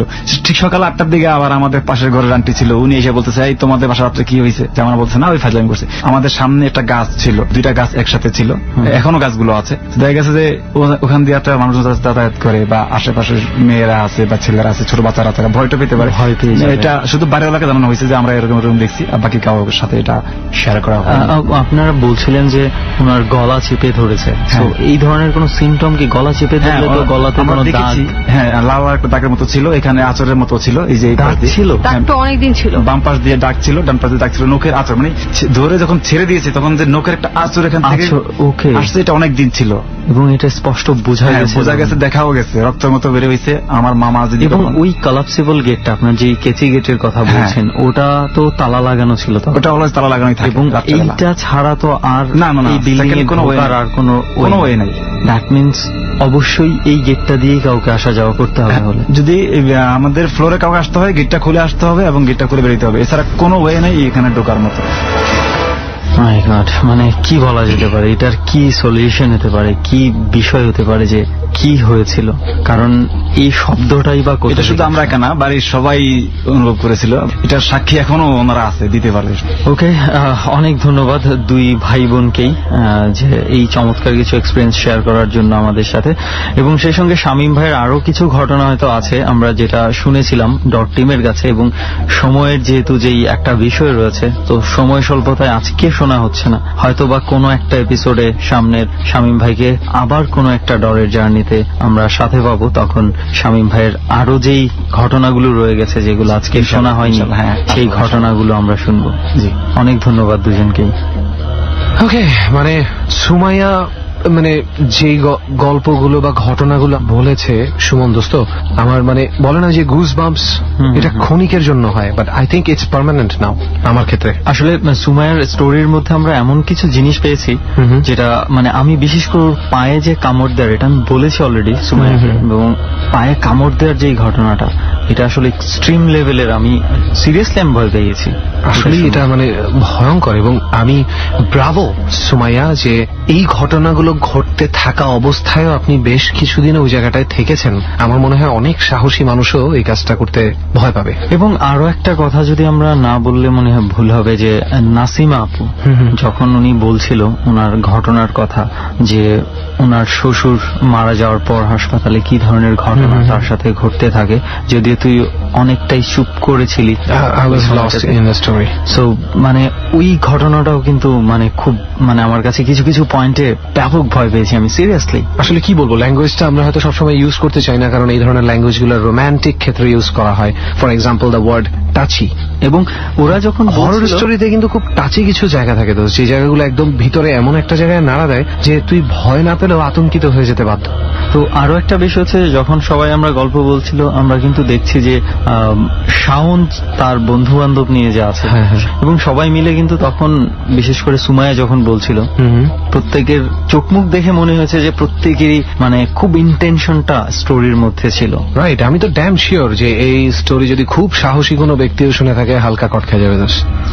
ঘটনা হচ্ছে কি, মানে আপনি জায়গাগুলো চিন্তা করে দেখেন, হোস্টেলে আপনি আছেন, মেসে যেখানে মানে এত এত মানুষ থাকে, সেখানেই যদি এই ধরনের, আজকে ঢাকা শহরে আমাদেরকে শুনছে কত হাজার হাজার মানুষ জানি শুনছে যারা মেসে থাকছে, হোস্টেলে আছে, ঠিক এই মুহূর্তে আপনি ইভেন ইন কক্সবাজার, চিটাগাং, সব জায়গায় ধরেন আপনি কোন একটা হোস্টেলে আছেন, শুনে ডর শুনে এখন আপনি ওয়াশরুমে যাবেন, ইটস রিস্কি, জানি না। ওয়েল, ওয়াশরুমে আমাদেরকে যেতে হলে ওয়াশরুমের আগের যে প্রসেসটা করতে হয়, সেটা আমাদের কাজটা হয় রান্নাঘরে, আর সেই রান্নাঘরেও কিন্তু আমরা এখন যেতে পারছি না Suman. And I think listeners should know যে আমরা কেন বলেছিলাম একদম শুরুতেই যে এই ঘরটাতে যেখানেই যাই না কেন আমরা রান্নাঘরে যাব না। ওয়েল, আই থিঙ্ক আমি প্রথমেই বলে নিতে চাই যে সুমন যেটা বলেছিল, এই বাসার বাচ্চারাও জানে না যে কেন ওই রান্নাঘরটা ব্যবহার করা হয় না। এটার একটা বড় কারণ হচ্ছে কোনো স্পেসিফিক ভাইটাল রিজন আমাদেরকে বলতে পারেনি কেউ, কিন্তু যেই তিনটা ফ্যামিলি, এই ফ্যামিলিটা থাকার আগে যেই তিনটা ফ্যামিলি এখানে থাকতো, এটা একটা এই বাসাটাতে ট্রান্সফার হয়ে হয়ে বারবার বদল হয়। বিভিন্ন লোক বিভিন্ন জায়গা থেকে কোন জব কিভাবে আমি বলবো না, জাস্ট ট্রান্সফার হয়ে তারা এটা পায় থাকার জন্য। এবং লাস্ট যেই তিনটা ফ্যামিলি ছিল, সেই তিন ফ্যামিলির তিনজন গৃহিণীরই মানসিক সমস্যা দেখা গিয়েছিল এই বাসায়, এবং কিন্তু খুব সুস্থভাবেই, সুস্থ স্বাভাবিক মানুষ হিসেবেই এখানে উঠেছিল, রাইট। কিন্তু এখানে থাকতে শুরু করার কিছুদিনের মধ্যেই তাদের মধ্যে বিভিন্ন ধরনের সমস্যা দেখা দিতে শুরু করে। এবং সবার কথা বলবো না, স্পেশালি গৃহিণীদের ক্ষেত্রে এই ঝামেলাটা ঘটতো। তার একটা স্পেসিফিক রিজন হচ্ছে তারা অনেকগুলো সময় কাটাতো এই রান্নাঘরে, এবং এই রান্নাঘরে কিছু একটা আছে। আমি আপনাদেরকে একটু লোকেশনটা বোঝানোর চেষ্টা করি। অনেকগুলো বিল্ডিং একই রকম দেখতে, তার লাস্টের যে বিল্ডিংটা, সেই লাস্টের বিল্ডিং এর একদম লাস্ট মাথার ফ্ল্যাটের লাস্ট রুমটা হচ্ছে রান্নাঘর, এবং সেই রান্নাঘরের পাশে জানালা খুলে দিলে গাছগাছালি ছাড়া আর কিছুই দেখা যায় না। এবং সেখানে খুব সম্ভবত একটা অশ্বত্থ গাছ বা এই টাইপের কোনো একটা গাছ আছে, যেই গাছটার মধ্যে কোন রকম একটা ভাইব কাজ করে। এবং লাস্ট তিনটা যে ফ্যামিলি ছিল, প্রত্যেকজন গৃহিণী শুধু এতটুকুই নয় যে তারা এখানে থাকা অবস্থায় মানসিক সমস্যায় ভোগে, অনেক রকম হিংস্র আচরণ করে, ময়লা খাবার খাওয়া ধরনের কিছু ব্যাপার আছে, নিজের ফ্যামিলির মানুষকে না চিনে উদ্ভটভাবে চিৎকার চেঁচামেচি করার ব্যাপারগুলো থাকে। এগুলো সব এই বাসা ছেড়ে যাওয়ার সাথে সাথে বন্ধ। এবং এই বাসার যে ঘটনাটা এখন রেহান বলল, আজকে কিন্তু এই ঘটনার অনেকটা প্রমাণ কিন্তু সুমাইয়ার ঘটনা তো পেয়েছেন, এক্স্যাক্টলি তার কাজিনের সঙ্গে যেই ধরনের ঘটনা হয়েছে, রাইট। তো এই বাসাতেও এই ধরনের ঘটনাই ঘটতো। এবং সবচেয়ে আশ্চর্যের বিষয় হচ্ছে সেটাই, যে মানুষগুলো এখানে থাকতে এত অ্যাবনর্মাল উদ্ভট আচরণ করছে, বের যাওয়ার সাথে সাথে কয়েকদিনের মধ্যে কিভাবে ঠিক হয়ে যায়, কিভাবে সম্ভব, তাই না? যদি কোন রকম নিজস্ব মানসিক প্রবলেম হয় তাহলে তো বাসার সাথে রিলেটেড হবে না, এবং সেটা পরপর তিনজন হবে না। তো সেটাই। আর এখন বড় একটা প্রশ্ন হতে পারে, তাহলে বর্তমানে যারা আছে তারা কেন থাকছে? কখনো আমরা বলে দিয়েছি এই বাড়ির সব ঘর ইউজ হয়, কিন্তু রান্নাঘরটা ইউজ হয় না। আর সব সময় চাইলেই তো আর একটা বাসা চেঞ্জ করে চলে যাওয়া যায় না, কিছু ট্রু স্টোরি বিষয় থাকে, অনেক বিষয় থাকে, লিমিটেশনস রেস্ট্রিকশনস থাকে, ফাইন্যান্সিয়াল অ্যাসপেক্টস থাকে। ঠাস করে আমরা বাসা চেঞ্জ করাটা অনেক বড় একটা ব্যাপার, একটা এলাকা চেঞ্জ করে চলে যাওয়া, তাই অনেকের হয়তো বাধ্য হয়েও থাকতে হয়। কিন্তু ঠাস করে আমি আর রেহান চলে যেতে পারি। That's what facility we have. যাই হোক, এবং আমাদের সাথে আমাদের অতিথিরাও চলে যেতে পারবে। আর রাত প্রায় শেষের পথে, আর আন্টিকে এবং তার ফ্যামিলিকে জ্বালাতন আমরা করবো না। বাইরে গাড়ি রেডি আছে, I think we should leave. Okay, আজকের মতো যদিও আমরা এখানে আপনাদের সাথে বিদায় নিচ্ছি, তবে আমরা কি এরপর একটু চাটা খেয়ে চলে যেতে পারি? হ্যাঁ, অবশ্যই, চল।